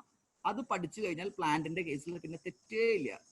ഡൈഷ്യസ് മാത്രം ഓർത്ത് വെച്ചാൽ മതി. അത് ഓർത്ത് വെക്കാൻ നിങ്ങൾക്ക് പറ്റുമോ? സെക്സസ് ആർ സെപ്പറേറ്റ് എന്നുള്ളത് dioecious, sexes are separate, di 2 sex 2 എണ്ണത്തിൽ കാണുന്നതിനെയാണ് നമ്മൾ ഡൈഷ്യസ് എന്ന് പറയുന്നത്. അത് കിട്ടിച്ച പിന്നെ മൊണീഷ്യസ് എന്താണെന്ന് നമുക്ക് കാണാൻ പറ്റും. മെയിൽ ഫ്ലവറുള്ള, മെയിൽ സെക്സ് ഉള്ള പ്ലാന്റും ഫിമെയിൽ സെക്സ് ഉള്ള പ്ലാന്റും 2 ഇൻഡിവിജ്വൽസിൽ കാണുന്നുണ്ടെങ്കിൽ അത് എന്താണ്? ഡൈഷ്യസ്. അപ്പൊ മൊണീഷ്യസ് ഓർത്ത് വെക്കാൻ ഒരു ബുദ്ധിമുട്ടില്ല, ബൈസെക്ഷൽ ഓർത്ത് വെക്കാനും ബുദ്ധിമുട്ടില്ല. ഡൈഷ്യസ് മാത്രം ഓർത്ത് വെക്കുക. 2 കേട്ടോ, ഡൈ 2 അത് മാത്രം ഓർത്ത് വെച്ചാൽ ഇത് തെറ്റില്ല, ഒരു കാരണവശാലും ആർക്കും തെറ്റില്ല. ഞങ്ങളൊക്കെ പഠിച്ച് BSc +2 ഞങ്ങൾക്ക് ഇത് അത്ര വലിയ കാര്യമായിട്ട് പഠിക്കാണ്ടായിരുന്നില്ല. BSc ഒക്കെ പഠിച്ചത് ഇതുവരെ മറന്നു പോയിട്ടില്ല കേട്ടോ. ഇനി അനിമൽസിന്റെ കേസിൽ എങ്ങനെയാണ്? അനിമൽസിന്റെ കേസിൽ നമ്മൾ ബൈസെക്ഷൽസ് ഉണ്ട്. അവിടെ എന്താണ് നമുക്ക് ഇവിടെ അങ്ങനെ വേർതിരിച്ച് പറയാനുള്ളതൊന്നുമില്ല. അതായത് 2 സെക്സ് ഓർഗനും ഒരേ ഇൻഡിവിജ്വലിൽ പ്രസന്റ് ആണ് എങ്കിൽ നമ്മൾ അതിനെ ബൈസെക്ഷൽസ് എന്നാണ് പറയാ കേട്ടോ. ആ ബൈസെക്ഷൽസിനെ നമ്മൾ പറയുന്ന വേറെ പേരാണ് ഹെർമാഫ്രഡൈറ്റ് എന്നുള്ളത്. ഹെർമാഫ്രഡൈറ്റ് കേട്ടോ. ഹെർമിസും അഫ്രഡൈറ്റും 2 ഗ്രീക്ക് ദേവനും ദേവിയുമാണ്. ഹെർമിസ് മെയിലും അഫ്രഡൈറ്റ് ഫിമെയിലും ആണ്. അവർക്ക് അങ്ങോട്ടും ഇങ്ങോട്ടും പിരിഞ്ഞിരിക്കാൻ പറ്റാത്ത വിധത്തിൽ അഗാധമായ പ്രേമത്തിൽ പെട്ടുപോയത് കൊണ്ട് നമ്മുടെ ശിവന്റെയും പാർവതീനെയും പോലെ അവർ ശരീരം അങ്ങോട്ടും ഇങ്ങോട്ടും പങ്കിട്ട് ഒന്നായി തീർന്നു എന്നാണ് മിത്തോളജി പറയുന്നത്. അർദ്ധനാരീശ്വരന്റെ പോലെ സങ്കല്പം. അതാണ് ഹെർമാഫ്രഡൈറ്റ് എന്ന് പറയുന്നത്. Both mail part and female part is present in the same individual, bisexual. അത് അനിമൽസിന്റെ കേസിലാണ് കേട്ടോ. ഇത് അനിമൽസിന്റെ കേസാണ് പറയുന്നത്. എക്സാമ്പിൾ ഞാൻ പറഞ്ഞതാണ്.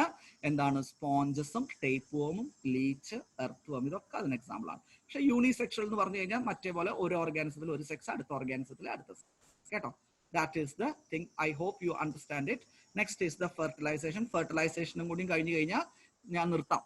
വളരെ ഈസി ആയിട്ട് നമുക്ക് മനസ്സിലാവുന്ന കേസാണ്. ഫെർട്ടിലൈസേഷൻ എന്ന് പറഞ്ഞാൽ എന്താണ്? ഇപ്പൊ ഗാമീറ്റിന്റെ ഹിസ്റ്ററി, ചരിത്രം എല്ലാം നമ്മൾ പറഞ്ഞു. എങ്ങനെ ഉണ്ടാവുന്നു, എവിടെ ഉണ്ടാവുന്നു എല്ലാം നമ്മൾ പറഞ്ഞു കഴിഞ്ഞാൽ ഗാമീറ്റുകൾ ഫ്യൂസ് ചെയ്യണം അല്ലെ?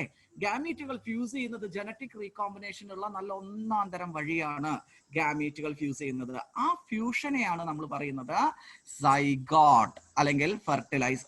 തെറ്റിപ്പോയി കേട്ടോ, സൈഗോട്ട് അല്ല, ഫെർട്ടിലൈസേഷൻ. ഫെർട്ടിലൈസേഷൻ അതിന്റെ വേറെ പേരാണ് സിംഗമി. സിംഗ് പറഞ്ഞ കൂടിച്ചേരുക. എന്ത്? ഗാമീറ്റുകൾ. ഗാമീറ്റുകളുടെ കൂടിച്ചേരണത്തിനെയാണ് സിംഗമി എന്ന് നമ്മൾ പറയുന്നത്. സിംഗ് ഞങ്ങൾ തമ്മിൽ നല്ല സിംഗ എന്ന് പറയും. ഞങ്ങൾ തമ്മിൽ നല്ല അടുപ്പാണ്, സ്വരച്ചേർച്ചയാണ്, കൂടിച്ചേർച്ചയാണ്. സിംഗമി. ഗാമീറ്റുകളുടെ കൂടിച്ചേരൽ തന്നെയാണ് സിംഗമി, ഫെർട്ടിലൈസേഷൻ കേട്ടോ. അങ്ങനെ ഫെർട്ടിലൈസേഷൻ നടന്നു കഴിഞ്ഞാൽ ഉണ്ടാകുന്നത് സൈഗോട്ട് കേട്ടോ. Zygote is also unicellular, but the condition is always diploid because 2 haploid gametes are joining, fusing. 2 haploid gametes are joining or fusing. അതുകൊണ്ട് എല്ലായ്പ്പോഴും സൈഗോട്ടിന്റെ condition will be diploid. Okay? Zygote is unicellular. ഒറ്റ സെല്ലേ ഉള്ളൂ. 2 cell കൂടി ചേർന്നുണ്ടാകുന്നത് ഒരു unicellular ആണ്. ഇതൊക്കെ സൈഡിൽ എഴുതി വെച്ചേക്കെ. അങ്ങനെയുള്ള ഫെർട്ടിലൈസേഷൻ എന്താണ്? 2 ടൈപ്പ് ഉണ്ട്. എക്സ്റ്റേണൽ ഫെർട്ടിലൈസേഷനും internal fertilization. You can see the figure. നിങ്ങൾക്ക് ആ ഫിഗർ കാണാൻ പറ്റുമെന്നാണ് എന്റെ വിശ്വാസം. ഞാനൊന്ന് നോക്കട്ടെ, നിങ്ങൾക്ക് കാണാൻ പറ്റുന്നില്ലേ മൊബൈൽ? ഉണ്ടല്ലോ. നിങ്ങൾക്ക് ഇതിങ്ങനെ വലുതാക്കി കാണാലോ അല്ലെ? അതുകൊണ്ടൊന്നും ഒരു കുഴപ്പമില്ല. ഓക്കെ, ഏത് രീതിയിൽ വേണമെങ്കിലും ആക്കി കാണാം. Okay, so it is no problem. വളരെ ക്ലിയർ. എന്റെ മൊബൈലിൽ എനിക്ക് നല്ല ക്ലാരിറ്റിയിൽ കാണാൻ പറ്റുന്നുണ്ട് കേട്ടോ. നിങ്ങൾക്ക് കാണുന്നുണ്ടോ? കണ്ടോ, എന്റെ മൊബൈലിൽ അത് ക്ലിയർ ആയിട്ട് കാണാം. ഓക്കെ, അതുപോലെ നിങ്ങൾക്കും കാണാൻ പറ്റുന്നതാണ് ഞാൻ വിചാരിക്കുന്നത്. എല്ലാ ഫിഗേഴ്സും ഓക്കെ, എല്ലാം വിശ്വാസത്തിന്റെ മുകളിൽ അങ്ങോട്ട് പറഞ്ഞു പോവാണ് കേട്ടോ. എക്സ്റ്റേണൽ ഫെർട്ടിലൈസേഷൻ എന്ന് പറഞ്ഞാൽ വെരി സിമ്പിൾ ആണ്. എന്താണ്? Fertilization takes place outside the body in an external medium. Mostly വെള്ളത്തിൽ വെച്ച് നടക്കുന്നതാണ് എക്സ്റ്റേണൽ മീഡിയം. അത് ലോവർ ഓർഗാനിസംസ്, ഫിഷസ്. ഏത് ഫിഷസ്? ഫിഷസ് എന്ന് പറയുമ്പോൾ ശ്രദ്ധിക്കണം, osteichthyes only, bony fishes. Chondrichthyes internal fertilization നടക്കുന്നുണ്ട്. അത് ഓസ്റ്റിതൈസ് പ്രത്യേകിച്ച് നമ്മൾ പറയാ എക്സ്റ്റേണൽ ഫെർട്ടിലൈസേഷൻ ആണ്. ബോണി ഫിഷസ് ആണ്. അതുപോലെ ആംഫീബിയൻസ്. ഇപ്പൊ ആംഫീബിയന്റെ ഫിഗർ ആണ് ഞാൻ ഇവിടെ തന്നിരിക്കുന്നത്. Male gametes are motile, they are produced in large numbers ആണ്. അത് കഴിഞ്ഞിട്ടുണ്ടെങ്കിൽ ഫീമെയിൽ ഗാമീറ്റ്സ് നമ്പർ കുറവാണ്, നോൺ മോട്ടൈൽ ആണ്. അതിന്റെ കാരണം ഞാൻ നിങ്ങളോട് പറഞ്ഞിട്ടുണ്ട്, മെയിൽ ഗാമീറ്റുകൾ നഷ്ടപ്പെടാനുള്ള സാധ്യത ഉണ്ട് അല്ലെ. ഇവര് മീനുകളും ഫ്രോഗൊക്കെ എവിടെയാണ് മുട്ടടുക? ചിലപ്പോ ഇങ്ങനെ എല്ലയുടെ മുകളിലൊക്കെ പോയിട്ട് മുട്ടടുന്ന ഫ്രോഗൊക്കെ ഉണ്ട്, മടക്കിയൊക്കെ ഒളിച്ചൊക്കെ വെക്കും. മുട്ടകൾ ഒളിച്ചു വെക്കാൻ ഭയങ്കര വിരുദുള്ള ആൾക്കാരാണ് ഫിഷുകളും ആംഫീബിയൻസും ഒക്കെ. അപ്പൊ ഈ മെയിൽ ഗാമീറ്റിന് അറിയാം എവിടെയൊക്കെയാണ് ഈ എഗ് ഉള്ളത്. മെയിൽ ഗാമീറ്റ് അങ്ങോട്ട് നീന്തി പോകാൻ. That process is known as chemotaxis. Chemotaxis നിങ്ങൾ പഠിച്ചിട്ടുണ്ടോ? To a chemical signal, a response is given, a movement response is given. Movement towards a chemical signal is known as chemotaxis. നിങ്ങൾ phototaxis ഒക്കെ പഠിച്ചിട്ടില്ലേ? Movement towards photo signal പഠിച്ചിട്ടുണ്ടാ? എവിടെ? അപ്പൊ chemotaxis ആണ്. ഈ കീമോടാക്സിസ് എന്ന് പറയുന്ന ആ ടെക്നിക്ക് ഉപയോഗിച്ചിട്ടാണ് മെയിൽ ഗാമേറ്റുകൾ എന്ത് കണ്ടുപിടിക്കുന്നത്? ഓവത്തിനെ അല്ലെങ്കിൽ എഗ്ഗിനെ കണ്ടുപിടിക്കുന്നത്. അവർ അങ്ങനെ പൊക്കോളും കേട്ടോ. മാത്രമല്ല ഇതിന്റെ ഒരു പ്രത്യേകത എന്താ വെച്ചാല്, മെയിലിന്റെ ഫിമെയിലിന്റെ, അതായത് ഫിമെയില് ഇന്ന് ഓവം റിലീസ് ചെയ്തിട്ട് 10 ദിവസം കഴിഞ്ഞിട്ട് പിന്നെ മെയിൽ വന്നിട്ട് സ്പേം റിലീസ് ചെയ്തിട്ട് വല്ല കാര്യമുണ്ടോ? ഇല്ല. മഴ പെയ്യാൻ തുടങ്ങുമ്പോൾ നമുക്കറിയാം പോക്കാന്തവള ഇരുന്ന് കരയാൻ തുടങ്ങും, പ്രോം പ്രോം പ്രോം എന്ന് പറഞ്ഞിട്ട് അല്ലെ. കാരണം എന്താണ്? അത് വിളിക്കുകയാണ്, ഫിമെയിലിനെ എങ്ങനെ ഇൻഡ്യൂസ് ചെയ്യാണ്, come let us mate and release the gametes. അവർ സിങ്ക്രണൈസ് ചെയ്തിട്ടാണ്. അതായത് മെയിലിന്റെ സെക്ഷൽ ആക്ടിവിറ്റിയും സെക്ഷൽ ബിഹേവിയറും ഫിമെയിലിന്റെ സെക്ഷൽ ബിഹേവിയറും സിങ്ക്രണൈസ് ചെയ്തിട്ടാണ്. അതായത് ഫിമെയിൽ റിലീസ് ചെയ്യുന്ന എഗ്ഗും മെയിൽ റിലീസ് ചെയ്യുന്ന സ്പേമും ഒരേ സമയത്ത് വരുന്ന രീതിയിലാണ് അവർ കാര്യങ്ങൾ ഇടപാടൊക്കെ നടത്തുക. അതാണ് സിങ്ക്രണൈസ്ഡ് ബിഹേവിയർ എന്ന് പറയുന്നത്. മാത്രമല്ല ലാർജ് നമ്പർ ഓഫ് ഓഫ്സ്പ്രിങ്സ് ആണ് ഉണ്ടാക്കുക. എത്ര തവളപ്പൊട്ടിൽ ഉണ്ടാവും എന്ന് വിചാരിച്ചിട്ട് 1000 തവളപ്പൊട്ടിൽ ഉണ്ടാവും ഒരു പ്രാവശ്യത്തെ മീറ്റിംഗ് സക്സസ്ഫുൾ ആണെങ്കിൽ. കാരണം അതിനെ പ്രൊട്ടക്ട് ചെയ്യാനൊന്നും ആരുമില്ല. അതിനെ പാരന്റൽ കെയർ നമുക്ക് തരുന്ന പോലെ 18-20 കൊല്ലൊന്നും പാരന്റ് കെയർ കൊടുക്കാൻ അവിടെ ഒരു തവളയും ഒരു മീനും ഇല്ല. വളരെ അപൂർവമായിട്ടുള്ള ആൾക്കാർ മാത്രമേ പാരന്റൽ കെയറുകൾ കാണിക്കുന്നുള്ളൂ. ബാക്കിയുള്ള ആൾക്കാരൊക്കെ കുട്ടികളെ ഉണ്ടാക്കി വെറുതെ അങ്ങോട്ട് വിടുകയാണ്. ചത്തുപോകും, ആരെങ്കിലും പിടിച്ച് തിന്നു പോവും, ബാക്കി ആരെങ്കിലും രക്ഷപ്പെട്ടാൽ രക്ഷപ്പെട്ടു ആയി, അത്രേ ഉള്ളൂ. അതുകൊണ്ട് ഇങ്ങനെ എക്സ്റ്റേണൽ ഫെർട്ടിലൈസേഷനിൽ എന്ത് സംഭവിക്കും? Large number of offsprings produce ചെയ്യും. ഇന്റേണൽ ഫെർട്ടിലൈസേഷൻ ആണെങ്കിൽ, അപ്പൊ കോഴിയുടെ കേസിലൊക്കെ നമുക്കറിയാം ഇന്റേണൽ ഫെർട്ടിലൈസേഷൻ ആണ്. ഓവം ഒരിക്കലും പുറത്തേക്ക് റിലീസ് ചെയ്യപ്പെടുന്നില്ല.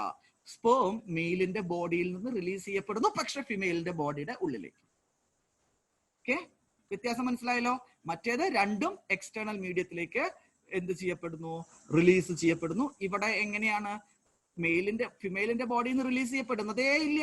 മെയിലിന്റെ ബോഡിയിൽ നിന്ന് റിലീസ് ചെയ്യപ്പെടുന്നു, പക്ഷെ ഫിമെയിലിന്റെ ബോഡിയുടെ ഉള്ളിലേക്ക്. Sperm is motile and egg is non motile.